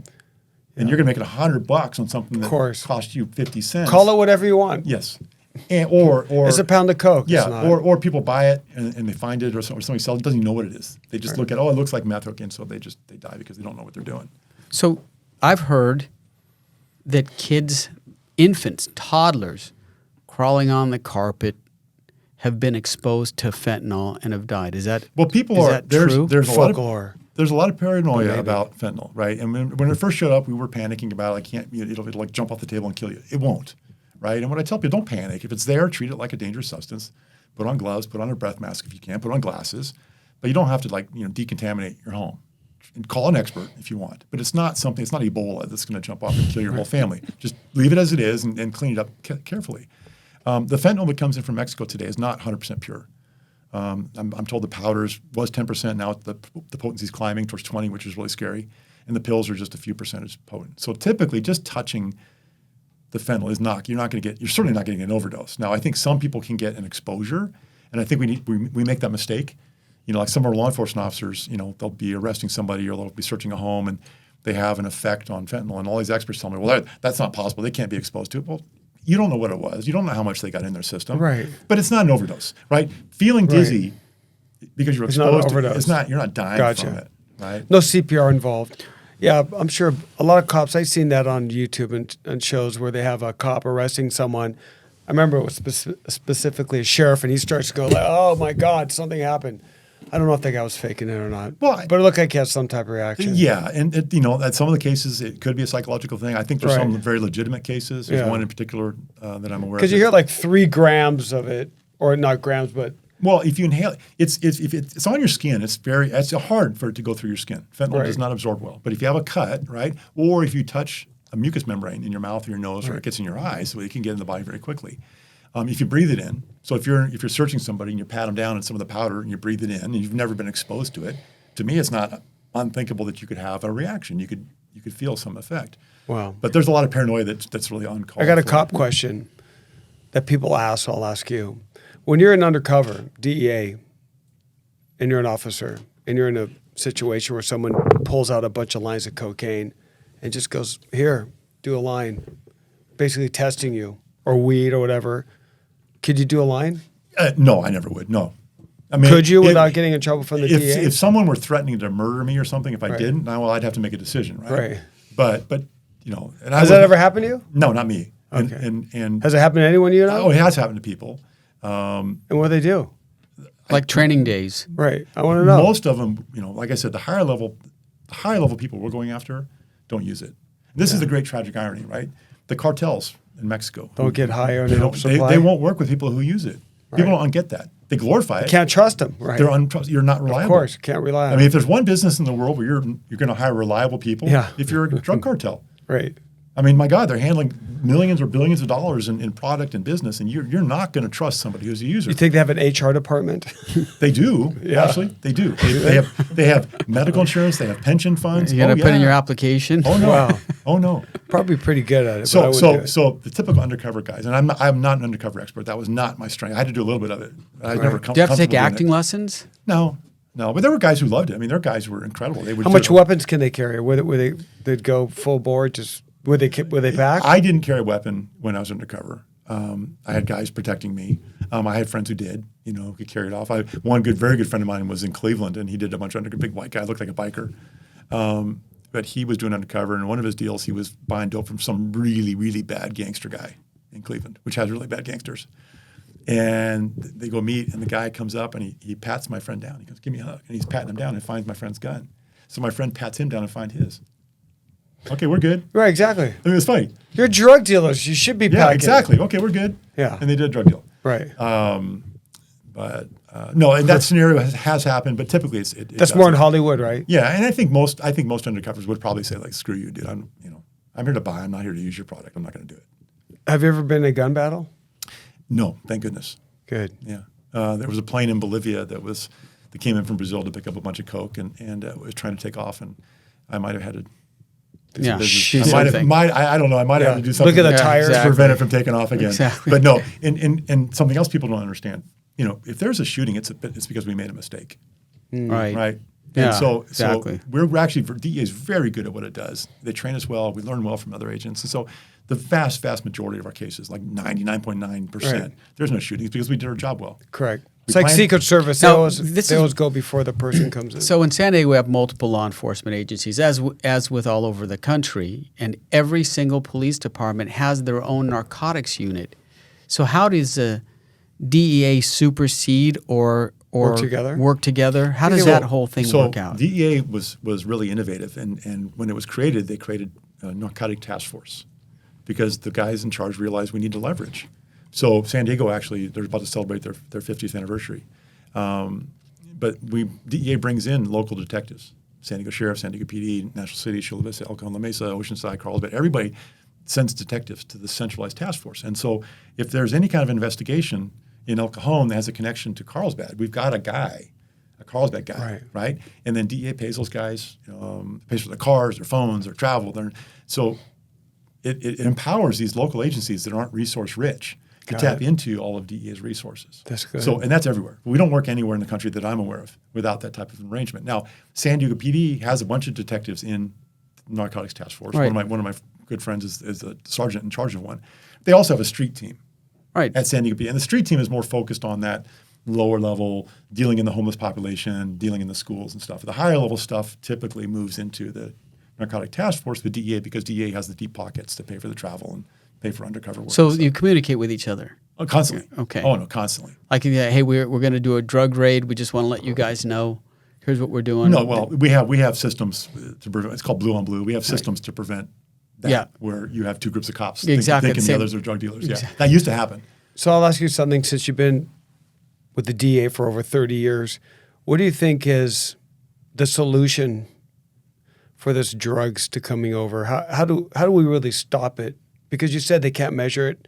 You're trying to prevent in my prevention. opinion, Frank, in my opinion, we can't stop it. Yeah. So we need. So why don't we make it legal? Well, I want to be very clear on this. I totally believe in the law enforcement mission. I absolutely believe we've got to keep the pressure on the drug traffickers. And I think it's not the solution. Okay? The solution is changing the culture that wants to use it. Because as long as, this is my argument, as long as somebody wants to buy it, there's going to be somebody, one way or the other, stepping up to sell it. Right, of course. Right? Now, the whole legalization argument is quite interesting because I spent 10 years in DEA's prescription drug abuse unit. Those were all legal drugs. OxyContin was a legal drug. You needed a prescription to get it, but it was available. And our country lost its freaking mind on Oxy. Vicodin was a legal drug. People lost their minds on Vicodin. And that's what I think the general public doesn't quite get. You and I, we may be able to use it once, and I'm not going to use it against some people. Once they try it, they're going to do it. I used it. I was on Vicodins because of my back, but when I took it, I couldn't go to the bathroom for like 3 days. Not to be specific, but I'm like, no friggin' way. I mean, you get constipated. I'm like, I can't take this. There was maybe I don't remember what. 2016. It didn't really work that well. Like I took it and I felt like okay, but that's you. Yeah, to me it was somebody like else could have exactly the opposite. I didn't feel you don't like have that addictive personality. Yeah, I got lucky. I don't have that big. Oh, I feel euphoric, and I was like, shit. You're just constipated. I couldn't shit for 3 days. Well, I don't remember what year it was. I don't remember what year it was. I was eating greens. I was healthy. But I want to say maybe 2016. I think it may be as far back as 2016. During the Super Bowl, there was a 30-second commercial for a constipation pill. No way. Yeah, and one of my friends, I don't really pay attention to sports. They did it on purpose. No. Okay. No, but this pill was for opioid, induced constipation. What do they call it? I can't really call it. But there was a pharmaceutical drug being advertised at the Super Bowl, and those commercials cost $500,000. Oh, way more than that, bro. So how many Americans are constipated from opioid consumption? All of us. From pharmaceutical opioids. Right. They'll go to the Super Bowl. Another pharmaceutical company's coming out saying, okay, we got a solution for you. We're going to sell you another I'll pill. bet you it's the same manufacturer. How big does the problem have to be? Right. For the Okay, so just based upon what you just said, how big does the problem have to be? If our government is not understanding that this is a big problem, apparently what I'm getting is they probably do. Why aren't they giving us the resources in the schools to educate the kids? I don't know. I don't know. This is do they just not get it? I don't know. I think about quitting. I mean, honestly, I put a lot of emotion into this. Right. And I'm getting kids. I'm just starting I have my first presentation of this current school year. Start with this morning up in Solana Beach. I did 200 in San Diego last year. And I most of the time, I had two little girls come up to me today crying, sharing with me pain that they're living right now from somebody's drug abuse. And that's like a daily thing for me. So I'm getting these beautiful little precious kids, coming up sharing their pain with me. And there's no solution. Yeah. And I actually had to go to therapy because, I was at a elementary school in San Ysidro, and I finished, and they were letting me talk down to the fifth graders.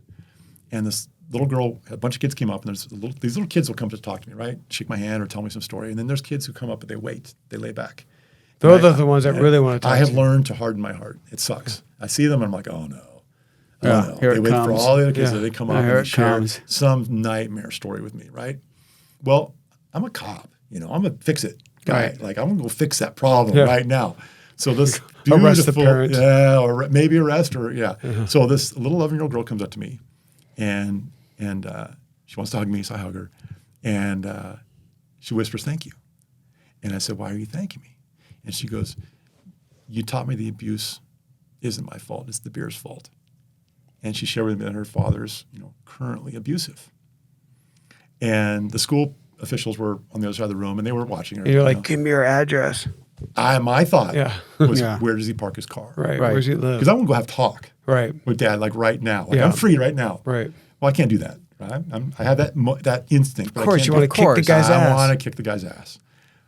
So what I do is I take a selfie with Right. the kid, and I share it with the school district. And get the And CPS. I said, well, I'll let the school district. I said, Right. I don't even know the kid's name. I mean, I Right. just so I take a picture and I share it with the school district or the school, and then it's up to them to unless if the abuse isn't like immediate and ongoing, I won't necessarily betray the trust of the kid, I'll Right. just tell the school, hey, this child needs.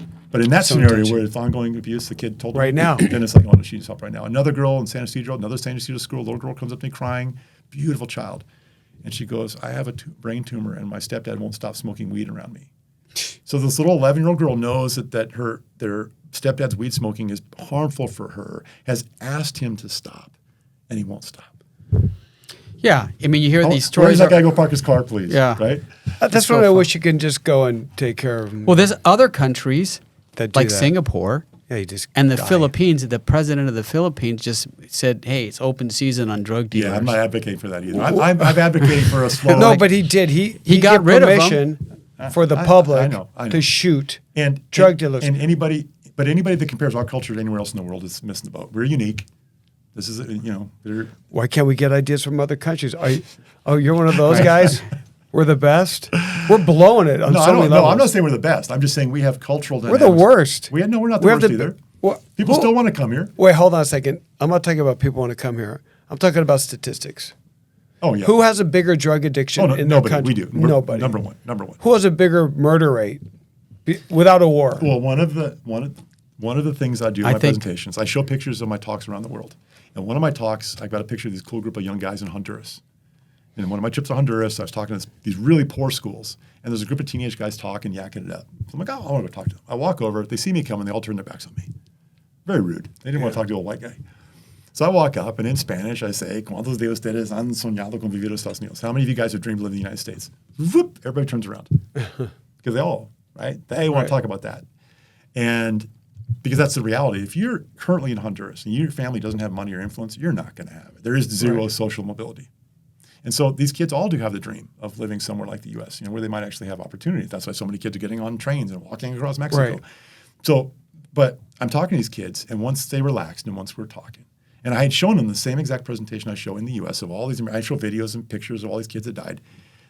And when I show them all these American kids who've destroyed themselves, kids who live in the land of opportunity, who had opportunities, these young guys can't even dream of. Right. They asked me a question, why? And so all over the world when I travel, these kids in these impoverished countries who idolize the United States, they don't get it. And I don't get it, guys. I don't know why our kids are so willing to poison themselves. Yeah, well, it's a strong. I don't either. But I'll tell you what. We definitely have a big. What you're drug culture. doing is the best work. It's That's insane. why I asked you to come on here, and hopefully somebody in some position that can allocate funds and resources will see this And get that and program. go, in hey, the schools. who is that? We've heard of him, Right. but what he's saying makes sense.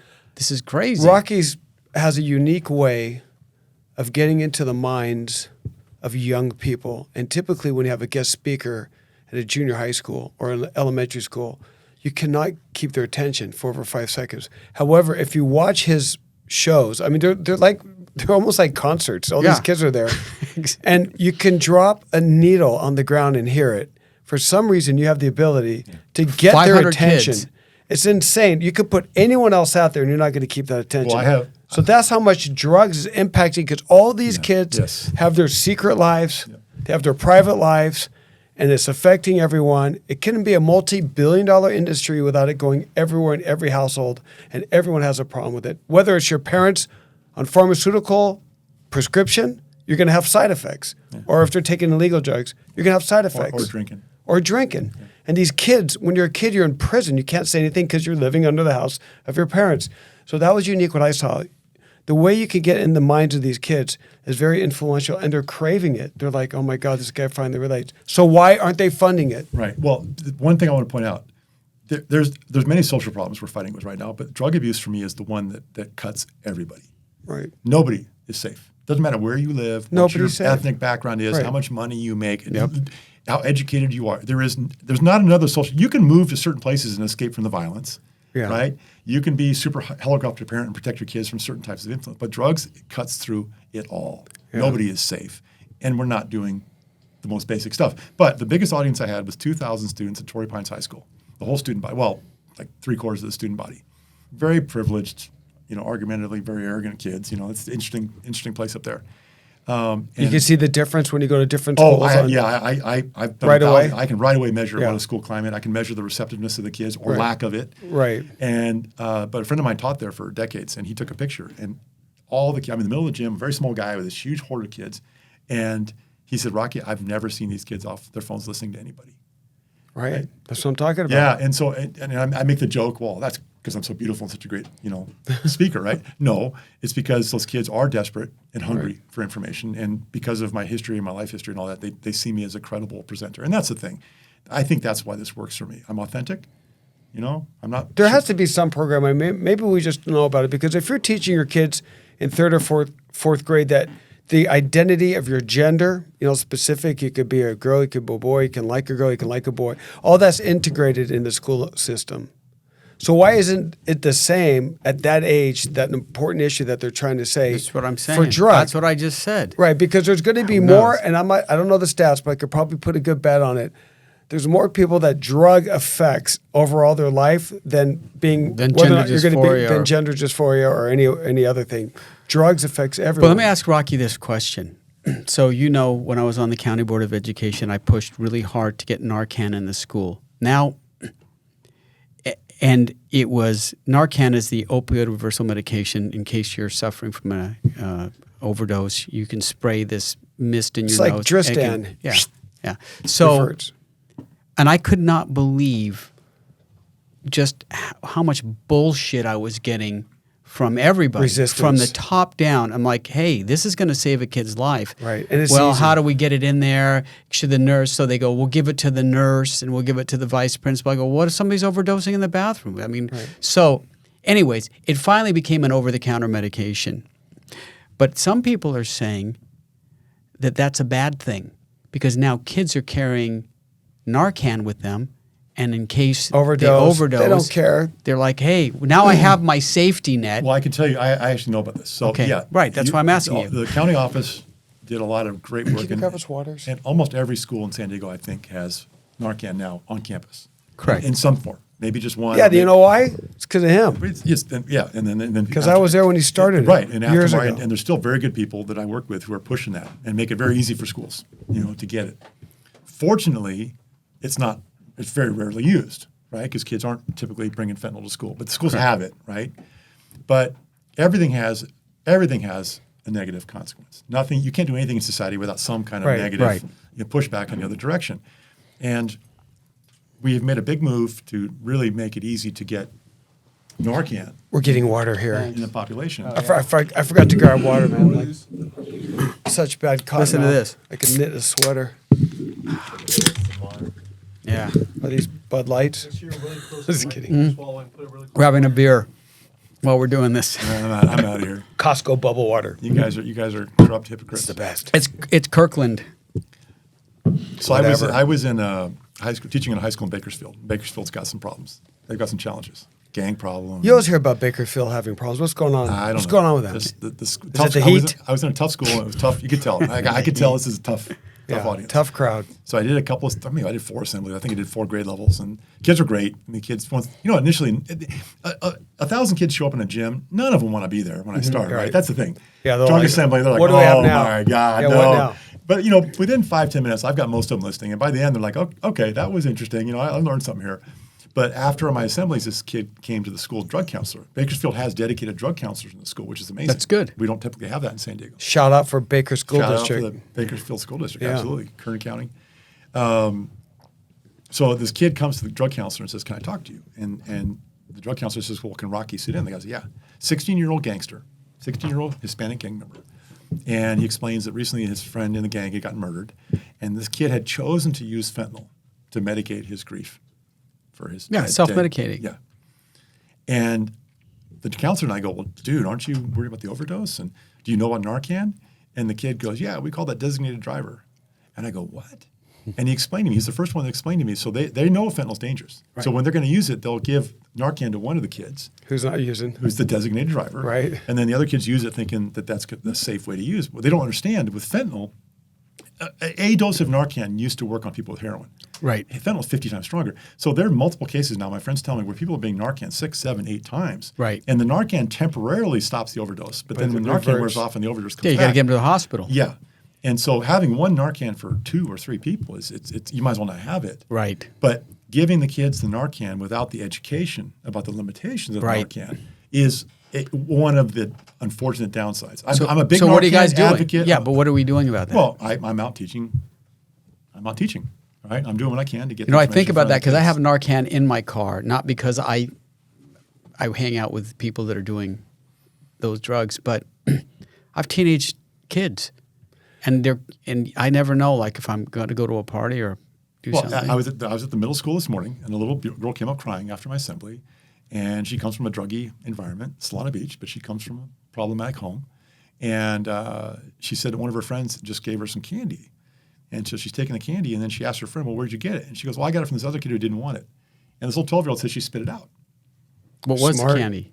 Who knows? Doesn't matter. Candy matter. anymore. Piece of candy. It probably was Yeah, just it's a piece of candy. candy. It probably was just candy. Yeah. But, and I said to the little girl, I said, that sucks Right. that you have to live in a reality. Right. Where you have to at do that. 12, Right. you are worried about that. And I said, but Right. you know what? Good on you. Right. Right. Because you know what? That could be some friend thing, and this will be funny. Ha, ha, ha, It's we'll give her- true. Puts a big Even dap with in on Halloween, man. Yeah. Halloween. Halloween, I let my kids get all the candy. They run all over, and And you I eat throw it all. away. Well, You I eat save it. some of it.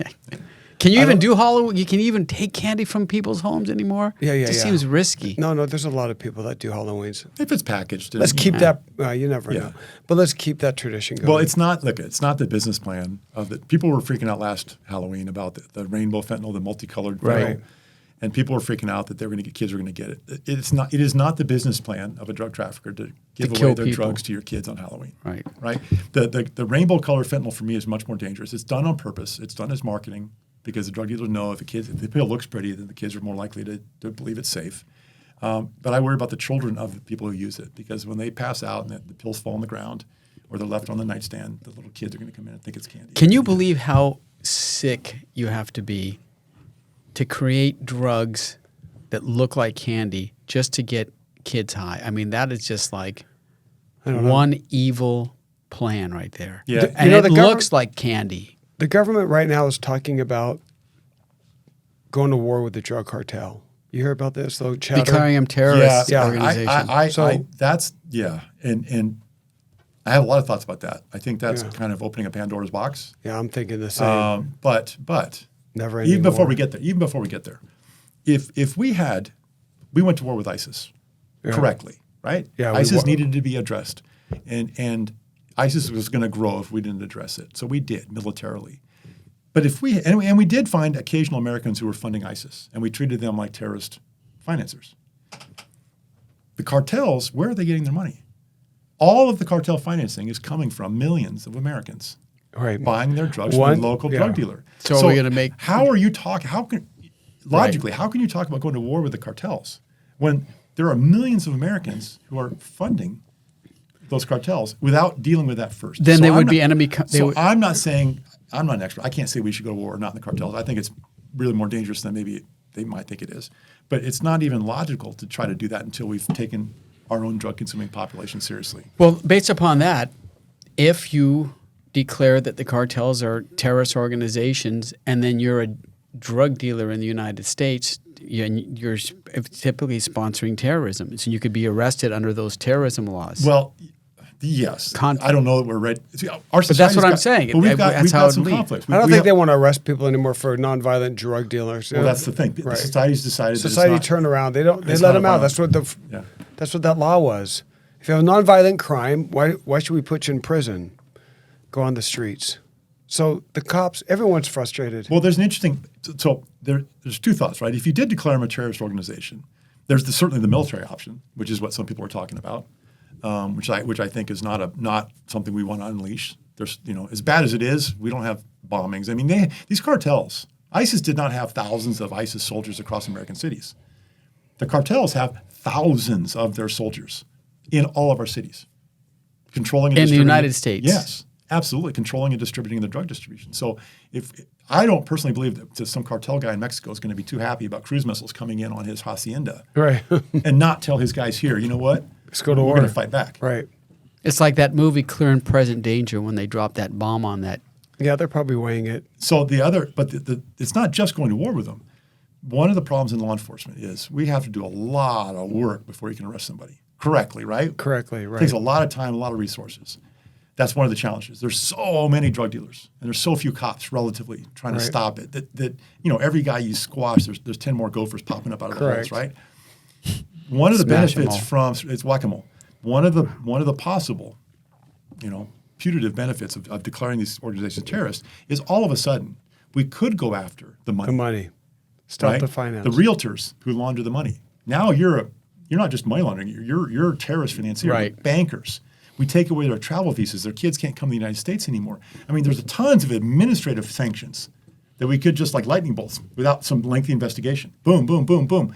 Not arresting them, but all of a sudden making it very painful to be anywhere close. Like all these semi-legitimate business people who strut around, like high society people who are laundering all the money, all of a sudden they got to make a decision here. Are you going to, is it worth it to get stained by this? So I'm actually all for that. I think that'd be amazing. Like that should happen today. Yeah. If we can argue just like a basic declaration, probable cause statement, if we can show some basic standing that, hey, I'm sorry, Mark or Frank, we discovered that you're taking money. Boom, you just lost your real estate license. Your bank accounts are frozen. Maybe that's why they want to go all digital too with currency. It'd be a lot easier if you have a digital currency market as opposed to paper dollars. Well, then they would develop a different type of black market. Yeah. Right. Then No matter what they one of the they things figure I out saw, a way. There was one of my last cases I worked on. It wasn't mine, but I participated in it.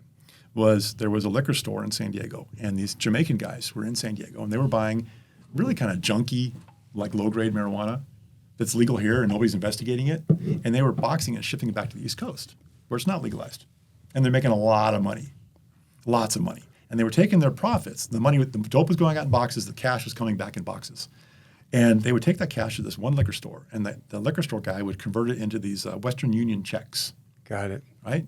Like $5,000, $10,000, and there were no names on it. And when we raided this guy's house, a guy actually lived kind of near me. Did he get a percentage off it too? Because Yeah. So it was a cul-de-sac, and the liquor store owner was on one side of the cul-de-sac, and this Jamaican guy was living on the other side, Okay. right? And that just happened. They knew each other. They The just guy's like, happened, "Hey, I got right. a house," and so we raided both houses. The liquor store owner owns one liquor store in San Diego, in National City. We found $300,000 in a shoebox in his closet. That's his just travel money from this one little liquor store. But the Jamaican guy, we walk in his house. I couldn't believe it. The floor was littered with these $10,000 checks.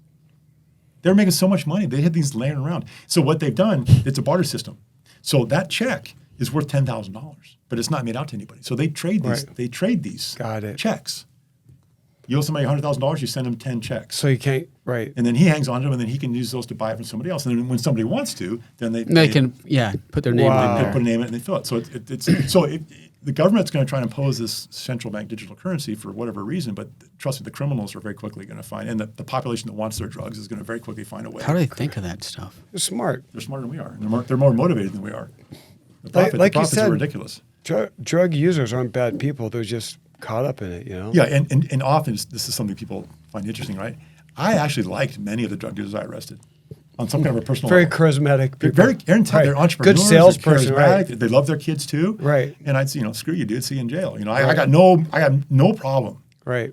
And but it is, one of the negative parts of my job is I did break up a lot of families. I arrest dad, and the kids are now Right. dadless and stuff. But that's your dad's fault, not my fault. Right, exactly. Right. But in fact, a lot of the drug dealers are surprisingly, aside from being very bad people in what they do, they're actually kind of fun and funny and interesting. Yeah, why not? I mean, it takes somebody with charisma and some guts to do that. They're salespeople. Yeah, they're Yeah, salespeople. they They're are. salesmen. And the Top challenge, sales They have to dogs. have a little Right. bit of. I want to have a quota. Better sell 2 tons today, man. I'm sure going they- for 3. I'm sure that they do. and they're very creative. They're very creative, and that's one of the All challenges. the ways they smuggle it in Yeah. and they make it out of, So one of the challenges of being DEA agent, and one of the interesting parts of the job is you got to try to outsmart them, right? It's actually really challenging. A lot of law enforcement agencies are reactive, right? If there's a bank robbery, the FBI goes in and is reactive, Right. Right? What evidence is there? Can we prosecute somebody off of the fingerprints or the videos or whatever you have? A murder, that's reactive.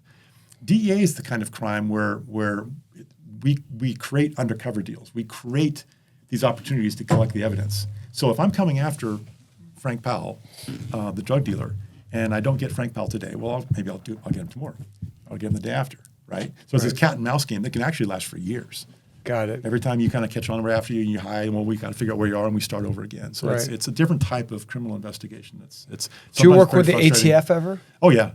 I worked with the FBI. I worked with ATF a lot, with the U.S. Customs Service, and then in HSI. Now, I know after 9/11, when the buildings fell, we made Homeland Security. That was because of the buildings falling, and that produced FEMA and having strike forces. Do you guys have a strike force made out from that? Made out of all individual departments where you can go in as a team that you've already trained together? No. So we do joint operations, but typically the agencies all operate independently. Different training, different tactics, and we will work together occasionally. But like if we're doing a raid, you don't use a mixed team, right? Got it. You'll use the DEA team, or you'll use or use the border. The Border Patrol now has raid teams, or you'll use the San Diego Sheriff team. But you don't mix because the different the communication and tactics are just might be similar, but they're just you need guys to be right on. And now they're using drones, and everything's slowed way down. It's much safer. We used to just kick in the door and go in on a wing and a prayer, and now it's much more methodical. The guys are way better trained than I ever was. Different. Rocky, I've been out of the County Board of Education for a while now. Let me see. 2020? When was I out? 2020? I don't remember. 3 years. I've been out for 3 years. So how much of their budget is allocated to your department? I don't know. Really? I don't pay attention to that. I'm out in the community, Mark, just doing. Well, I know job. because they have a $650 million. I mean, if you think about it, Yeah, that's if you have 500,000 students in San Diego County, and that county office of education is funded at $650 million, that's $1,200 a kid. Like, how much of that is going to go? That'd be interesting to find out. I would wager most of that's already programmed for other requirements. I mean, that's something that I don't want to run a school today. I mean, the list of obligations and requirements put on schools, all the things schools are supposed to accomplish, that's a nightmare, right? And so one of the reasons my work is has been very frustrating over the years is I'll go do a presentation at a school or a staff training or something, and everyone's very engaged after my assembly. Oh, we got to do something. We got to do something. Follow up. At that moment. Yeah. Right? But the next day when they get the inbox Right. and they've got 25 new crises that have to be dealt with right now, doing something about the drug problem just falls off. Always falls off. Not always. And historically, before Dr. Gotthold created this job and gave me this like full-time and legitimacy, right? I mean, the County Office of Education has incredible legitimacy within the county. And schools that historically may not have brought me in because they don't want some parent to question why you'd bring in a DEA guy. Well, now I'm not a DEA guy. Now I'm an educator I'm an ambassador for the county office, which has really helped me get into schools. Way more helpful. But it's still the priority. And historically, the schools that would use me would make the room for me are ones where a student had died. 3 high schools during COVID had me come in and do all school assemblies after students overdosed. So they're reactive like everybody else. They wait for a kid to die, then they go, but for whatever personal reason, they realize it's important. Right. And a lot of those schools, the administrators may not have that personal experience, and the drug problem to them doesn't seem as imminent as other problems, right? That's changing. Honestly, when I got hired 2 years ago, we had big meetings about how to market what I did, and then it started out kind of slow during COVID. Well, my work just took off. I mean, I'm at the point now where I'm going to start saying no to people. And in fact, my office is investing a lot of money right now creating a video production around what I do. So we took my 1 hour, 90-minute session and broke it into 6 chapters. And then those 6 chapters, which are the components of my talk, are going to be freely available to schools. And the original concept was that schools could use those. If I couldn't go to the school, at least the county office would make the information available to them. I also think, though, that they're going to be used after I come to a school. Like if teachers want to just kind of rehash the theme, right. Or even before I come. So we'll see. We don't know yet if the kids are actually going to watch these videos. Well, what I'd like to see, Rocky, is that your office and the Curriculum and Instruction Office partner up, because somehow the information that you have needs to be embedded in the curriculum, not a separate kind of thing. It's like what Frank was talking about. Yeah. Like they have nationwide equity and diversity and social emotional learning, but that is part of the actual curriculum. But the problem is there's so many other things that have to be in the curriculum. Yeah, right? but this is the only thing that kills kids. But until this isn't, my what I mean? my take on it is, until it's mandated. Well, trans people commit suicide, so that kills kids. So that's important too. Yeah, but not at the rate that fentanyl and drugs do. Right. It's just not even. It's not even. But close. until it's mandated, it's not going to happen. Right. Well- until it's mandated, it's going to be haphazard, and people Okay, like so me. now you're talking to the Powell brothers. Right. We are shakers and movers, okay? We get shit done. So you tell me what your dream would be if you're able to get it successful, because it seems like you're getting a lot of roadblocks and you don't know why. So what would you think the perfect dream would be with Mark and I helping you? What do you want?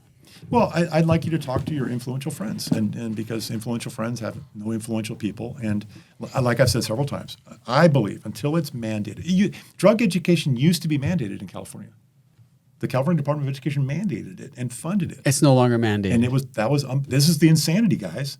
I don't know. One of my coworkers, Jim, knows all this stuff. But maybe 2009, I think roughly, that's when California said, "Okay, we don't need this anymore." And the insanity is, it's not been reinstated. You look at the suffering. So are you skyrocketed. sure that it's not mandated in our? Well, what they do is it's got to be in health class or something. So there's something is being taught, right? But it's not how I teach it. Like it's like a 10-minute bullshit. Well, I don't. Yeah. No, I'm not going to say that. But I'm saying, but it's more like this is your brain. This is your brain on drugs. Right, one of These are those. chemicals. This is how it impacts your body. It's but bad. There's not the emotional. Right. Like let's look what happens to people. Right. And that how I distinguish what I do from all the other very good people out doing it is, I bring a ton of emotion Right. to it, and I'm able to teach it in a very emotional way from stuff I've lived and I've learned. And what I do is not designed by a committee. That's what's astonishing, really. That's why it's successful. Well, thank you. Well, it's me and the program, right? But the program I began to design in 2007 that I taught more and more and more and more while I was with DEA.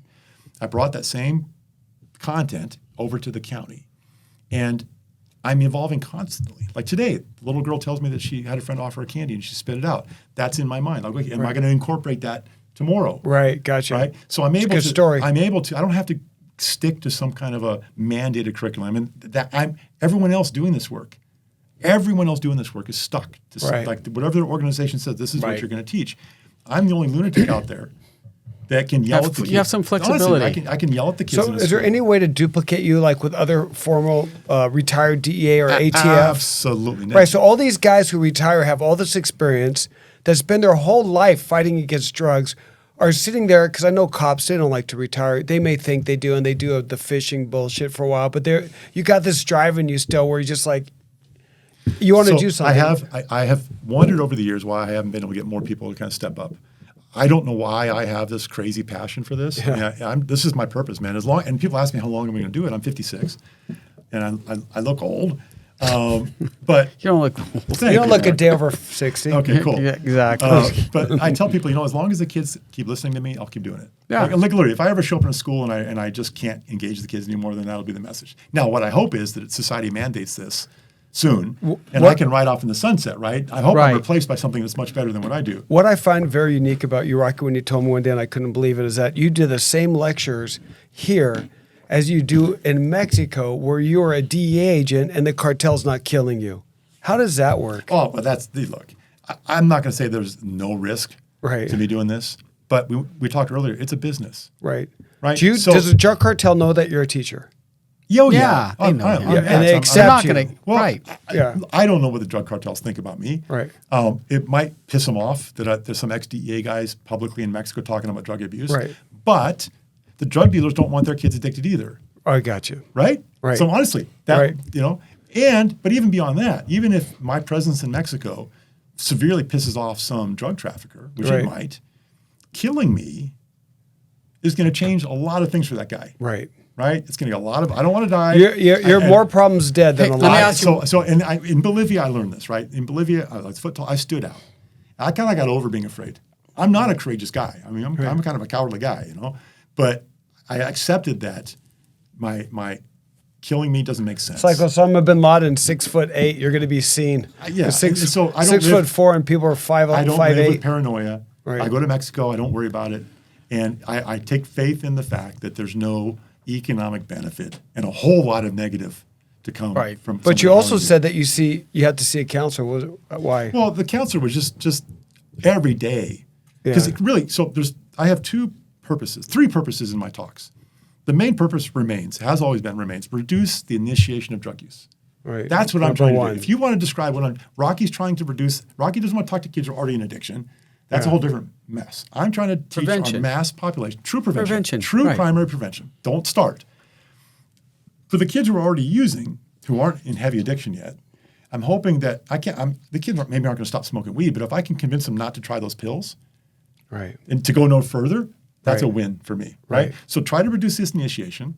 Try to get the kids who are already sort of in that path to stop or back up before it becomes a real bad problem. And in the last year and a half, I've really been focusing. In the middle of my presentation, I kind of stop. And I say to the kids, now let's talk about life in addiction. And it's crime, poverty, child neglect, child abuse. And I go this time, I say, you all know kids living in neglect because their parents are substance abusers and they're not neglecting the kids. That sucks for those kids. And then I say, you all know kids, some of you know kids who've been abused by their own parents because I meet them all the time. Mom gets angry when she's drunk or dad gets angry when he can't get high, takes it on his own kids. And then I pause. This is the middle of my presentation. I say, look at me. Everybody look at me. And they do. Like, who's this crazy guy? And I say, if you're living any of this, it's not your fault. It's not your damn fault. That's exactly how I said it. And some of the schools say they actually some of the kids actually like physically jolt. Like the kids who are in crisis and living because no one's told them it's not their fault. Right. And so these are Light the kids. turns on. So when I started doing that, that's when all these kids started coming up to me to share. Right. Lemon Grove, a 12-year-old girl comes up, waits, all the other kids leave. She's a beautiful little girl, tiny, comes up to me, 12 years old. Rocky, I've been clean from meth and coke for 7 months. Her mom's a user, and the kid at 11 started stealing mom's drugs. And so I take a picture, a selfie with her. Again, the school's watching me talk to her. Right. And I take a selfie, but I send the picture to the district. And I explain the problem. And the district goes, oh my God, we know that girl because she's a nightmare for vaping. I mean, she's constant vaping violations. They didn't know why. Right. She's using vaping to keep herself away from let that. her Right. vape. Well, no. So get this. So people ask, well, what do you do? Well, you know what? That little girl, the school did not know. Right. That little girl's life is going to be different now because the Right. school district's going to dump a bunch of resources in to support her. Right. And they never would have known if I had not gone in. But those instances. And I'm how a dad, many I of got those 3 are there? daughters. There's so many. Well, for everyone that talks to me, how many more are there? Right. And so I tell schools, and they get pissed. But I tell schools, look, you know you have a problem population, right? You know there's kids coming to school traumatized because they manifest it. Based on my experience, you've got a population of kids at least as big who is suffering from someone else's abuse and not telling anybody. And you don't know about it. And they're not going to tell you because telling you might destabilize their world. They can't trust what you're going to do. Right. They've rationalized that as crappy as their reality is, they prefer that over living in foster care or seeing dad in prison. So they're not telling anybody, right? So what I do in my talks, I tell those kids, I make them feel heard, and I tell them it's not their fault, and I tell them it does not have to be your future. Takes the edge off them.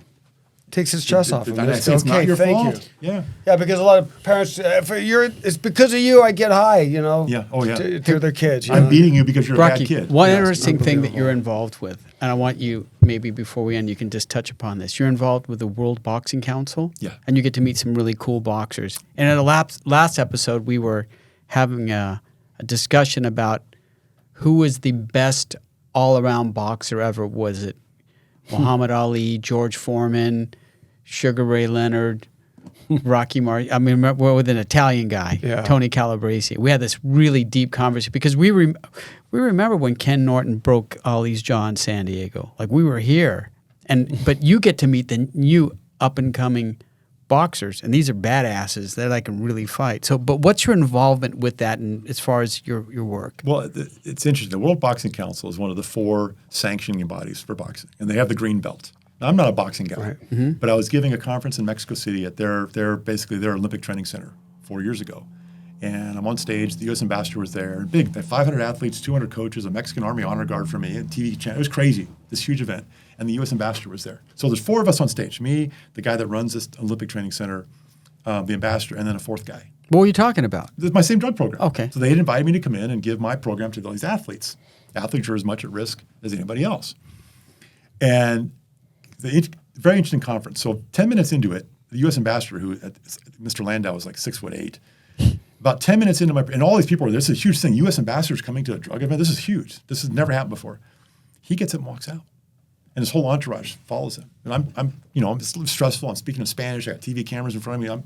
Like, ooh, Mr. Landau doesn't like the talk. Oh no. Oh well. Oh well. All Yeah, right, exactly. whatever. Keep going. Keep right? going. About 10 minutes later, he comes back in. And in my presentation, I'm blaming the United States, right? I'm saying, look, it's the consumers of our country. And I'm doing this in front of the ambassador. And I see people looking at me and they're looking at the ambassador. Do you know the ambassador is here, buddy? And this is when I was I was active DEA. Okay. So I'm an American guy saying, you know what, our country's missing the boat here, Right. In front of the ambassador, and no one can believe it. So, and I'm thinking he didn't like my talk. He grabs a microphone and for 10 minutes just gives the most beautiful validation of my message, and he explained that he was so impacted cool. emotionally by my presentation he was going to cry. So he walked out to compose himself, and he came back in. So he speaks, and then this other guy who's on stage says, "Rocky, come over here." So this group of men and women gathers around me, old, young, and I don't know who these people are.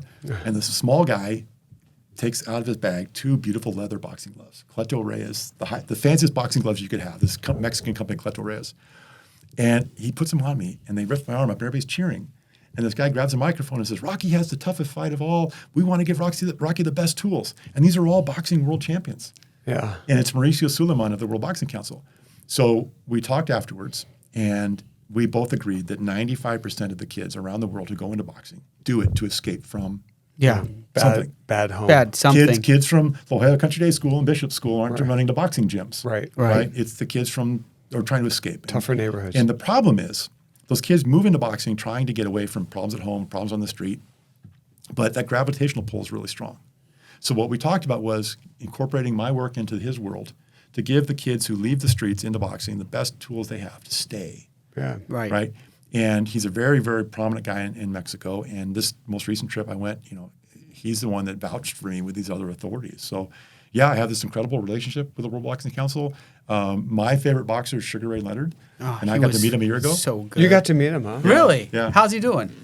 Looks great to me. Sugar Ray Leonard versus Duran. Duran. I remember when he was in the Olympics. So I was at a banquet. that was I was Two at of the best boxers head to head. I'm at a banquet Duran was a bulldog, man. in Mexico City, and Sugar Ray's there, and I'm like, oh my god! And I had 2 of these gloves, right? And one of them I'd have all these people sign it. I don't know who these boxers are, but somebody tell me he's a champion. Hey, and these champs would sign my glove. Cool. I had one glove that was clean. So I'm like, oh my god! Yeah, you oh my god! gotta get that signature. Yeah. So I ran up to my room and I come down. He's the nicest man ever, right? We talk for a little bit. He signs my glove. I walk into the banquet and there's Roberto Duran. No Oh, way. Yeah. God. So I walk over. Did you get his? Yes. Oh, so you I've got both? I've got a glove that has Sugar Ray. And Okay, then, put that on your wall. Don't let anyone is, have it. exactly. That's That's all. awesome. But so it's because of the World Boxing Council's support and other people stepping up. I have these very prominent people now in Mexico who are supporting what I'm doing. And I don't talk about the In Mexico. Yeah. But More than here? yes. Yeah. Wow. So the support in Mexico So funny. is greater, the way they treat you, the way they set you up, than here. Well, in the U.S. I'll say this. Because of these kind of fortuitous connections that I've made, right? There's some prominent people in Mexico put me out there in a vacuum, right? Because nobody's doing anything in Mexico, right? There's a lot of people here doing different things in the U.S.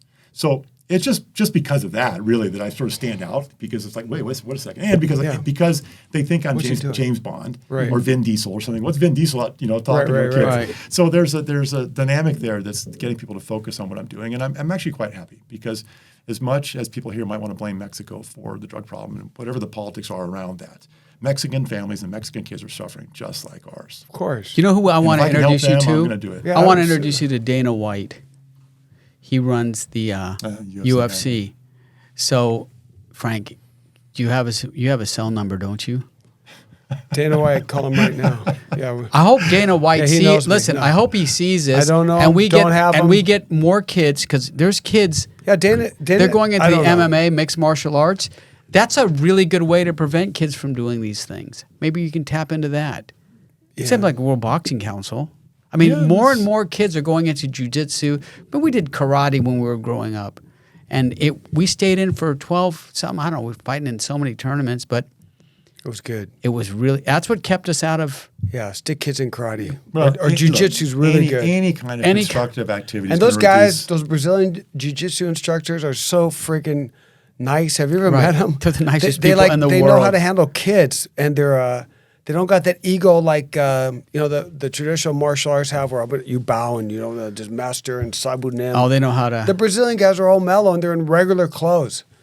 So It's maybe really good to take your kids there. at this juncture, that education needs to partner with private industry, like you did with the World Boxing Council, and the county office of education may start to look at who can we partner with that is going to also help these kids on the streets, because, like you said, Well, I'm one guy, right? And like I said, I'm not the only guy doing this, and I don't want people to think that for a second. There's a lot of very good people. I'm the one that kind of was on like an extreme end of in your face, which I think, as a parent of 3 young daughters, I think that's what you need.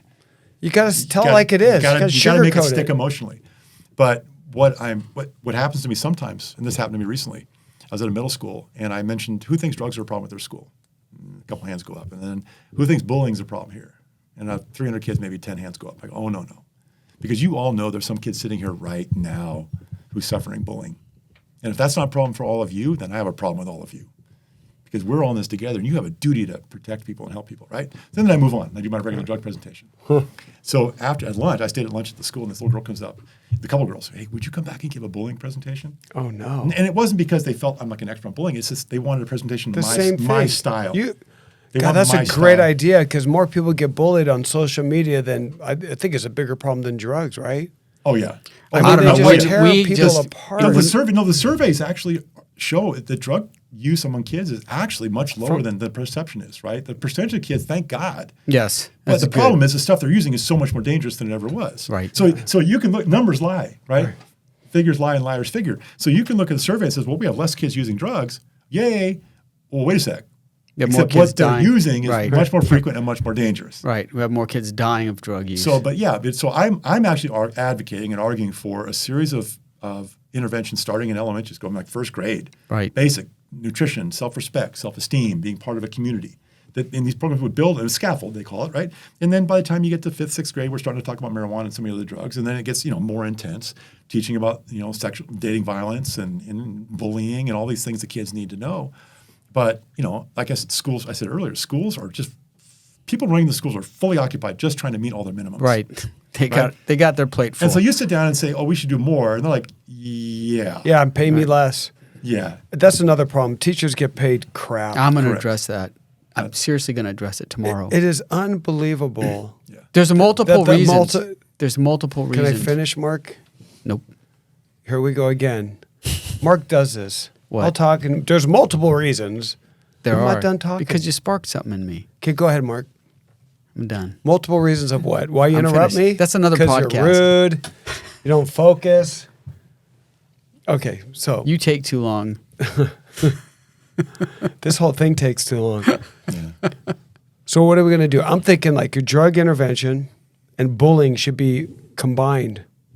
Because what you said, you asked earlier, has anybody else stepped up? And I Right. talked to a guy named Mark Ruiz, is a new friend of mine. And Mark's a retired federal agent, different agency than DEA, and living his life. 20-year-old son is at Cal State San Marcos, using some weed, which Mark was aware of.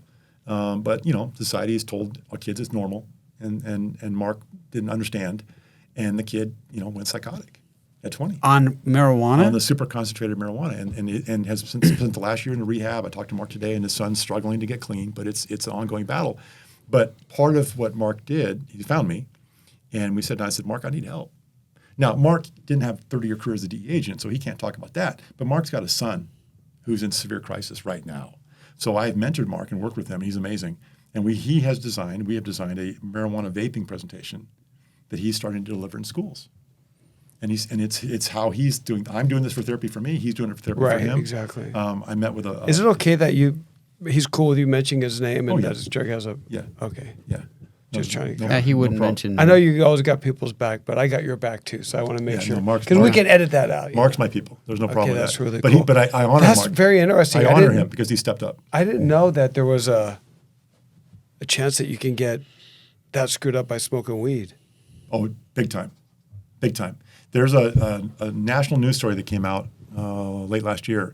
And the story, and I don't know the underlying data, but it was a national I news. thought weed was safe. National news. It's not even a drug, Frank. That's what kids tell me. Why are you talking about weed? It's not even a drug. Because we've allowed the marijuana industry to brainwash them that it's not even a drug, right? But there was a national news story, and I can't vouch for the underlying data, But a national news story said that 37 young San Diegans a day are being taken to our emergency rooms in mental distress. 37 a day.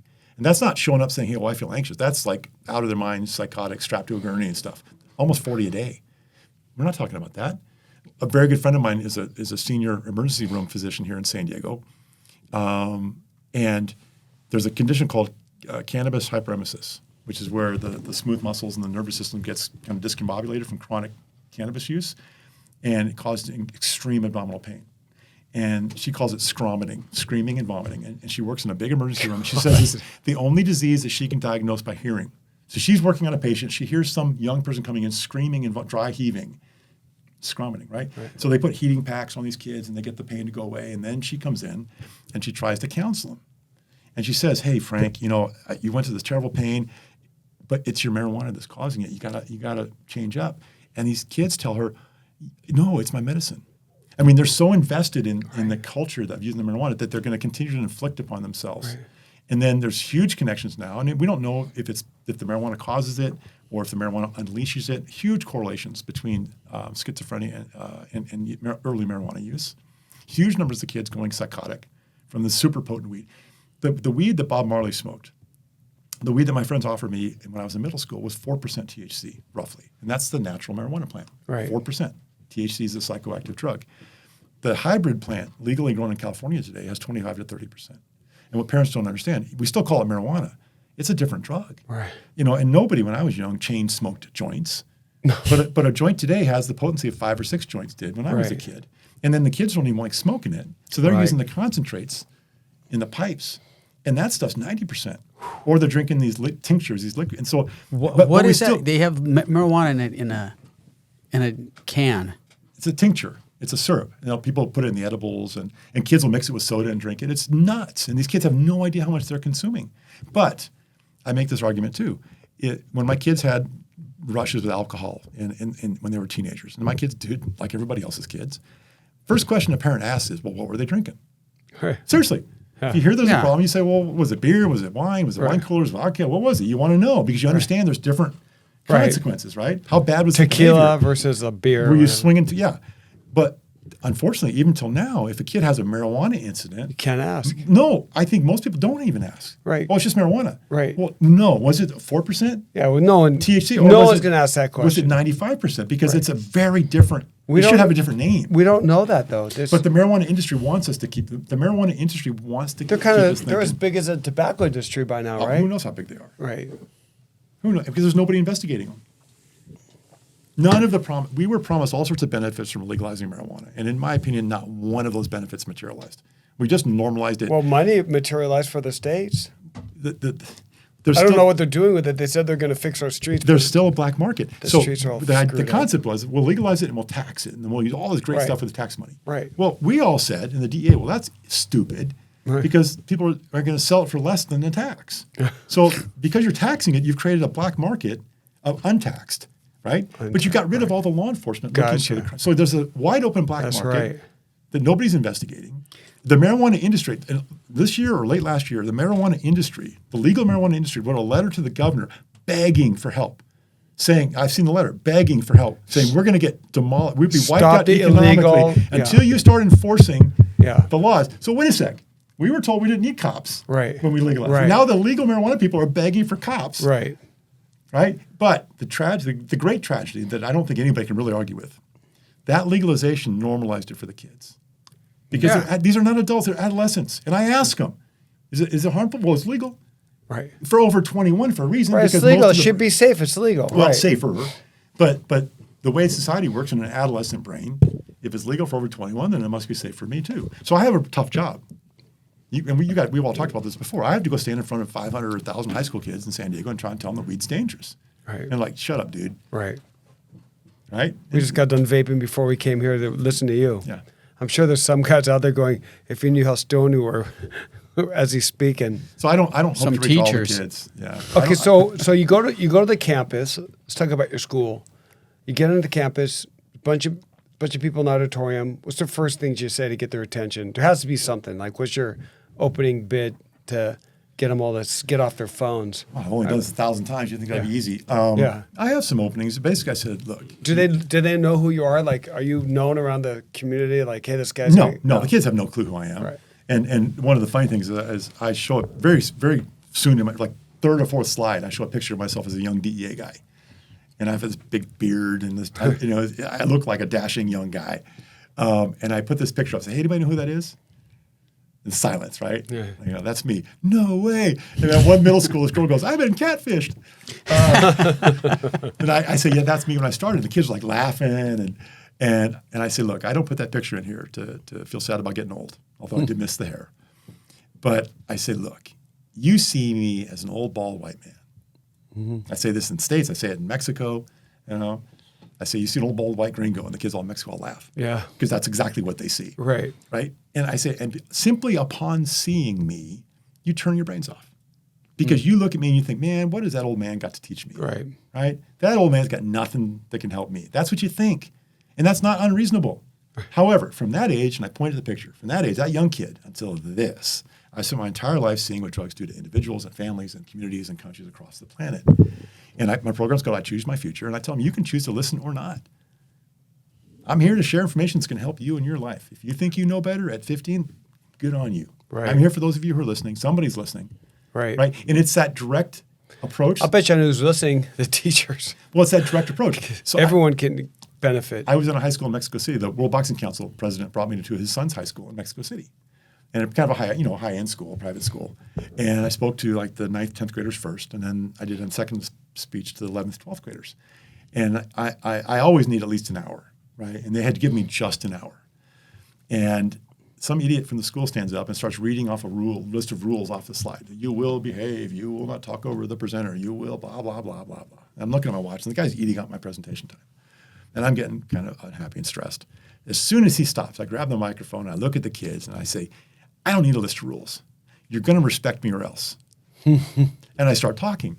And the kids were great, did my presentation. At the end, one of the seniors, 18-year-old kid, comes up to me, Mexican kid, and he goes, Rocky, when you told us that, you owned it. Really? He said, you owned us. Because they're so starved for somebody coming in and treating them like adults. Like men. Like men and women. Yeah. And that's one of the adults. reasons my program, I don't treat them like little kids. I tell these kids today, these middle schoolers in Solana Beach, I said, they were just, the principal's trying to talk and they're talking over him. So I started out kind of harsh this morning. Right. It's like, no, that's not right. He's talking, you shut up. Right. Right? So it should be. You're not little kids anymore. You're young adults. And if you think you're going to disrespect me, look me in the eyes because that's not going to go well. And the kids are like, oh my God, who is this crazy man? but Bald guy's getting crazy. But many people would hear that at the beginning, like, oh, geez, this is going to go really badly. Right. That's the secret for the kids investing. They're like, this guy's not BSing us. Right. Seriously, the kids smell BS, and they're like, wow, this guy's a lunatic, but he certainly believes what he's saying. It says it like it is. Maybe I'll listen to him. Yeah, every once in a while you get one of those good speakers where you just go, oh my God, this guy's finally someone's telling the truth. And I tell people if people ask me, how does your program do any good? How can you measure it? I don't know. I don't have the tools yet. We are, in fact, with the county office working on some metric tools we can. Do you have a curriculum? Do you have a program? No. Okay, so you got to we just got to help you get dialed in. Well, we are. We're building it up. But what I tell people who ask me what I'm doing, I said, look, we're trying to figure out ways to effectively measure it. You know, I've done surveys and the kids come out like 90% saying they thought the assembly was worth their time. I've got some good results, but that's not really meaningful in the world of academics. No, it has to be measurable. Yeah, something else. It's a little more deeper and technical. But what I say is, currently, I don't know how many kids believe my information. But I think pretty close to 100% believe that I believe my information. Right? Right, exactly. Isn't that all as a presenter you can really do? Right, exactly. They can listen or not, but I don't think any kid comes away thinking I'm making up anything. Where do you see yourself in a couple of years? I mean, where do you want this thing to go?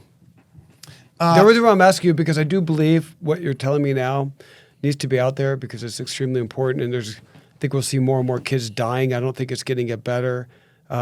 Based on what you're telling us and what Mark and I know, the fentanyl problem has increased tenfold. We don't even know if it's tenfold, a millionfold. There's just so much shit coming through that border and it's coming into Mexico and going across. And it's not, like you said, it's not Mexico's fault. It's not America's fault, man. It's all of our faults, right? Because we're not really doing anything about it doesn't seem. Well, we're not actually like being smart about what we're doing. look, people say we have a fentanyl crisis. I'm getting a lot of it. My work is exploding because people are waking up to the terrifying status of fentanyl. So people say, oh, we need you because we have a fentanyl crisis. And I go, yeah, but 3 years ago it was a heroin crisis, and 3 years before that it was an OxyContin crisis. Right. And Crack. And then there's new stuff that's already more dangerous than fentanyl that's already showing up. Isonitazine is one of the new synthetics. Xylazine. Well, xylazine is mixed with fentanyl, but there's actually new opioids, the isonitazine, ISO they call it, That they've made. they're synthetic. Remember designer drugs? Yes, they're designer opioids now. Okay. They're even more dangerous than fentanyl. So fentanyl's always going to be there. And cheaper, probably. But what I say is we're in a fentanyl crisis, yes. But underneath that, there is a self-medication crisis. Yeah. We have a population of kids and adults looking to medicate away their pain. There's mental illness crisis. Because under that is a severe global mental unwellness. I'm not going to call it mental illness, mental unwellness. And we're not even, if we're not really honest to talk, if we're not willing to be honest talking about the drug problem, we're not even close to being honest about the self-medication and the mental unwellness problems. You know, when kids were back, 300 years ago, kids didn't have time to screw around. They had to go to work. They started working at young ages. So maybe we need to rethink. I mean, there were the opium wars. I mean, there was a huge population in China addicted to opium, back in the day. So I think that the drugs have always been. No, I understand that. But what I'm saying is kids in a lot of places, they had to grow up fast. Yeah, and they had to take responsibility. Yeah. And here, well, when I was in they have Bolivia, a little light on them. Bolivia is a source country Right. for cocaine, right? And cocaine is really cheap in Bolivia, and yet I didn't. What see about Peru? I didn't see same thing, but I didn't see almost any cocaine abuse in Bolivia in the population. And in fact, there was an old American guy who showed up in my town in Bolivia and was selling cocaine at parties, and like bindles, they call it, little small envelopes, party use, and that just really pissed me off. Right? Because my town didn't have a lot of Americans in it. And this guy stood out, and everybody's coming to tell, hey, this guy's here and there and everywhere. So I asked my cops, go after him. Right. I sectioned my team of cops on him, and sure enough, they caught him at a party somewhere with a bag full of these envelopes, and the guy went to prison in Bolivia. And it's like, no, don't come down here and start spreading this shit. No here. shit. But one of the reasons I think the Bolivian society doesn't have a lot of drug abuse in the youth is kind of where you're going, I think, Mark. They don't have the safety net. Right. Right, you have to be productive in Bolivia. Right. Or you starve. From your family, yeah. And your family expects it, and again, if you start using drugs, you're not contributing to the family, and now you're a drain. And there's no safety, net. There's no rehab network. There's no welfare system that's going to take care of you. So there's some very practical reasons for kids to understand. Even though this stuff's almost free here, if I start taking it, I'm going to get exercised from my support network. Right. Here, too many kids have gotten the notion that, hey, I'm going to get addicted, but that's fine. Then I'll just go to rehab and Maybe the problem is in America you have child protection laws. They say they cannot be employed prior to being 18, right, or 16. They're working. They're working at 14. What about they work at 14? They can. I think Legally? it's a societal know that. thing. I mean, these kids are soft here. Look at them. Yeah. Well, so They're are the soft. adults. I mean, they weren't. Okay, I'm not going to go with you on that either. I just think I've seen them. You go check out a high school PE class. Some of these guys, they can't even do a pull up. They're playing. They sit in their rooms. a very good They're friend of mine, his name's Herron Rubin. Right, Herron Rubin is a quadriplegic in a wheelchair because he overdosed on oxy 20 years ago and didn't die, but came out severely paralyzed. And his family has incredible strength, and we worked together for years in the schools. And the family would bring Aaron, who can't speak, and the mom or the dad would tell his story, and he can gesticulate yes or no, with his fingers. And Aaron's just one of those drug users, right? Aaron had the bench press record at Poway High School. The kid was a complete stud, a hardworking football player, hardworking parents, hardworking family.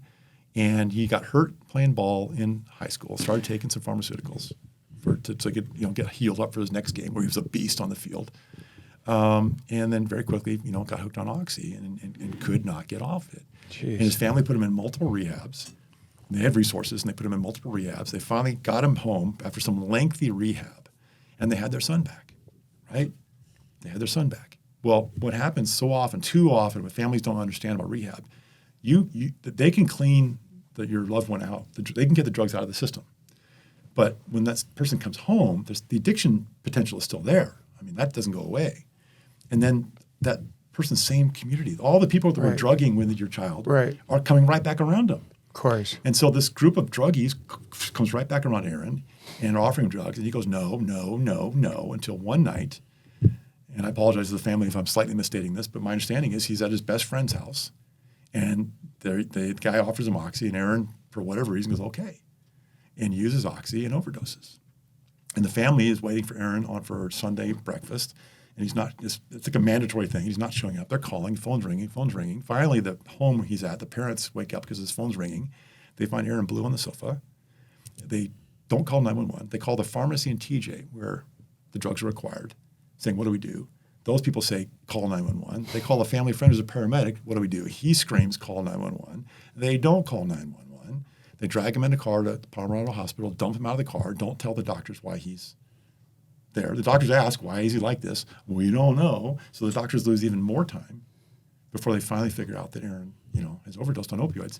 And the parents were asked to sign an order saying, don't resuscitate. I mean, they thought no brain activity, Aaron's gone. The family, these parents are in this process. And then, incredible, God's great, Aaron's brain fired back up. Switch back on. Switched back on. And Bad trip. no. And Aaron... More than a bad trip, I think. So Aaron's trapped in this broken body. He didn't lose any of his intelligence. He's the same guy. And the first time I went to meet him, first time I saw a video of them, I went to their home to meet them. And I didn't know what to expect. Right. I didn't expect a guy laying in a bed, a quadriplegic. And he's sitting in his wheelchair, he's looking at me, and he's listening to everything I'm saying to his parents, and he makes the yes or no with his fingers. And so his dad asked me a question, and instead of saying yes or no, I went, I made the gesture, and I hear the roar, and Aaron's laughing his ass off, because I'm making fun of him. It's fun. I'm busting his balls like Right. guys do. Right, exactly. So I went to Aaron that day and I shook his hand and said, dude, will you please come and work in schools with me? And his mom told me that she saw a look in his eyes that she hadn't seen before that, and I'm treating him like a man. Right. But that goes back to what we were saying earlier. It's not just weak people, Mark. There Right. are some. It's just this is so normalized. And in fact, some of our best kids, Mark, are the ones that most don't get it. They think they're somehow stronger, better. I think Aaron probably thought that. He's such a stud that he can handle Right. anything. No. See, that's what's nice about interviewing you, because I even though with all of my experience, whether it's law enforcement education or what I did at the county, I still have some preconceived notions, and I'm involved. Right. So you can only imagine what other people are thinking. But I want to talk to you about one thing before we end. There's this new push for something called microdosing. They want to make mushrooms. psilocybin and peyote or whatever legal, and there's actually people that are condoning the use of these psychiatric drugs because they say there's some medicinal purposes, because it does help people who have depression or anxiety. And do you know anything about this? Yes. So Okay. let's finish with this. Another thing the parents don't understand, the phones have changed everything. When we were kids, we had friends who were druggies, but they had to kind of know people. You had to go and get on your bike and ride your bike somewhere to actually get the drugs. You had to learn from somebody. Now, any kid who's interested gets in their smartphone, and it's incredible, horrible, the information that's available to them. Websites dedicated to educating kids about every drug that's out there, how much you can use, what you can mix it with, where you can get it, right? And that's what parents don't understand, right? And there's a world of people out there who argue all the great benefits from microdosing or using weed or whatever they're doing, right? Oh, it just helps me be more creative, more productive. Kids see that. So kids who are inclined to want to do this, validate that. They get in their internet bubble of people telling them, oh, yeah, good to go. At the same time, there are very, very legitimate and rigorous scientific studies being done about using ecstasy, using psilocybin to treat PTSD and mental health disorders. Right. I think that's great. I mean, why not? Why not? But those are highly controlled scientific studies Right. with pure drugs administered by doctors. Right. But again, the adolescent brain. This is what it's the adolescent brain. Right. So weed might be illegal for people over 21. The kids go, oh, it's legal for me too, right? So the kids read these headlines. Oh, ecstasy is being studied for PTSD. Oh, I can go use the ecstasy I bought off this jackass down at the corner. Mushrooms. Yeah, you got to be careful. Because we're not educating them on the full story, right? So it's the cultural shift. So that's why we have to change the culture. And that's going to take a long, long time. And we have to do it on faith, guys. We have to start doing it on faith. Okay, so how our population here get in touch with you, email you, there's probably a lot of people listening to this that either have a problem or know someone. I mean, I think everyone's affected. I don't think there's one person that knows at least one person that they know, whether a friend or a family member, that hasn't been faced by some type of alcohol or drug abuse. So how can they get in touch with you? What's your social media? What's your web? So I have a personal website. I work half-time for the county. So Okay. anything I do in San Diego is free to whatever group that is. And that's all under my job with the county. Okay. I also have half of my time, which I'm going to Mexico. I've been hired to go up to Montana in a few weeks, and then in Colorado and Denver. So I'm traveling around working in other school districts. But I have a personal website, Rocky Heron, ROCKYHERRON.com. And I have a contact at the bottom. And so whether you're out of the area and you wanted to use my services, or you're within the county, you can contact me through that, and then I can direct you to the county office website, and we can start to coordinate, the educational event. Well, thank you so much. You did over 30 years in DEA, didn't get killed. You learned what it's really like to deal with a whole bunch of people. You did some undercover work. You got there at a young age, and now you're doing what I think is like the angels' work, is helping people who are getting phased, and you're doing it because you love kids and you want to make sure everything's cool. Nothing more than that. I know you're not doing it. You're not money driven. You're doing everything for free, which I think you should be getting paid a lot. Well, he's But, not doing everything for free. good. So Because he shouldn't be. I mean, the Right. county, yes. No, but I have No, a he's job getting with paid, the but- county. but also- I'm paid as a teacher by the county, so for my halftime. you can pay teacher salary? No, I'm getting paid. It's a nice one. They offer me a nice Okay, salary. good. Just want to make sure you're not getting so ripped off. I feel bad for teachers. So do I. So anyway, thanks, brother. Yeah. Stay in Thanks touch. for the opportunity. Yeah, we'll Thanks- do it thanks for again. the Thank friendship. you, Rocky. And we'll do any follow-ups. You want to come by and just give a message, or you can even maybe bring one of your students or something. We could do that too, and just get the word out there. Because Mark and I, just to let you know, is a name that we created because it's what you should know. So hey, just to let you know, there's a problem with drugs. Hey, just to let you know, we've got to deal with this issue. So anyone can come up on our platform too. So we're looking for people like you. Okay. Thank you, brother. All right. Welcome. Good job. Later. All right. Bye, everyone. Bye-bye.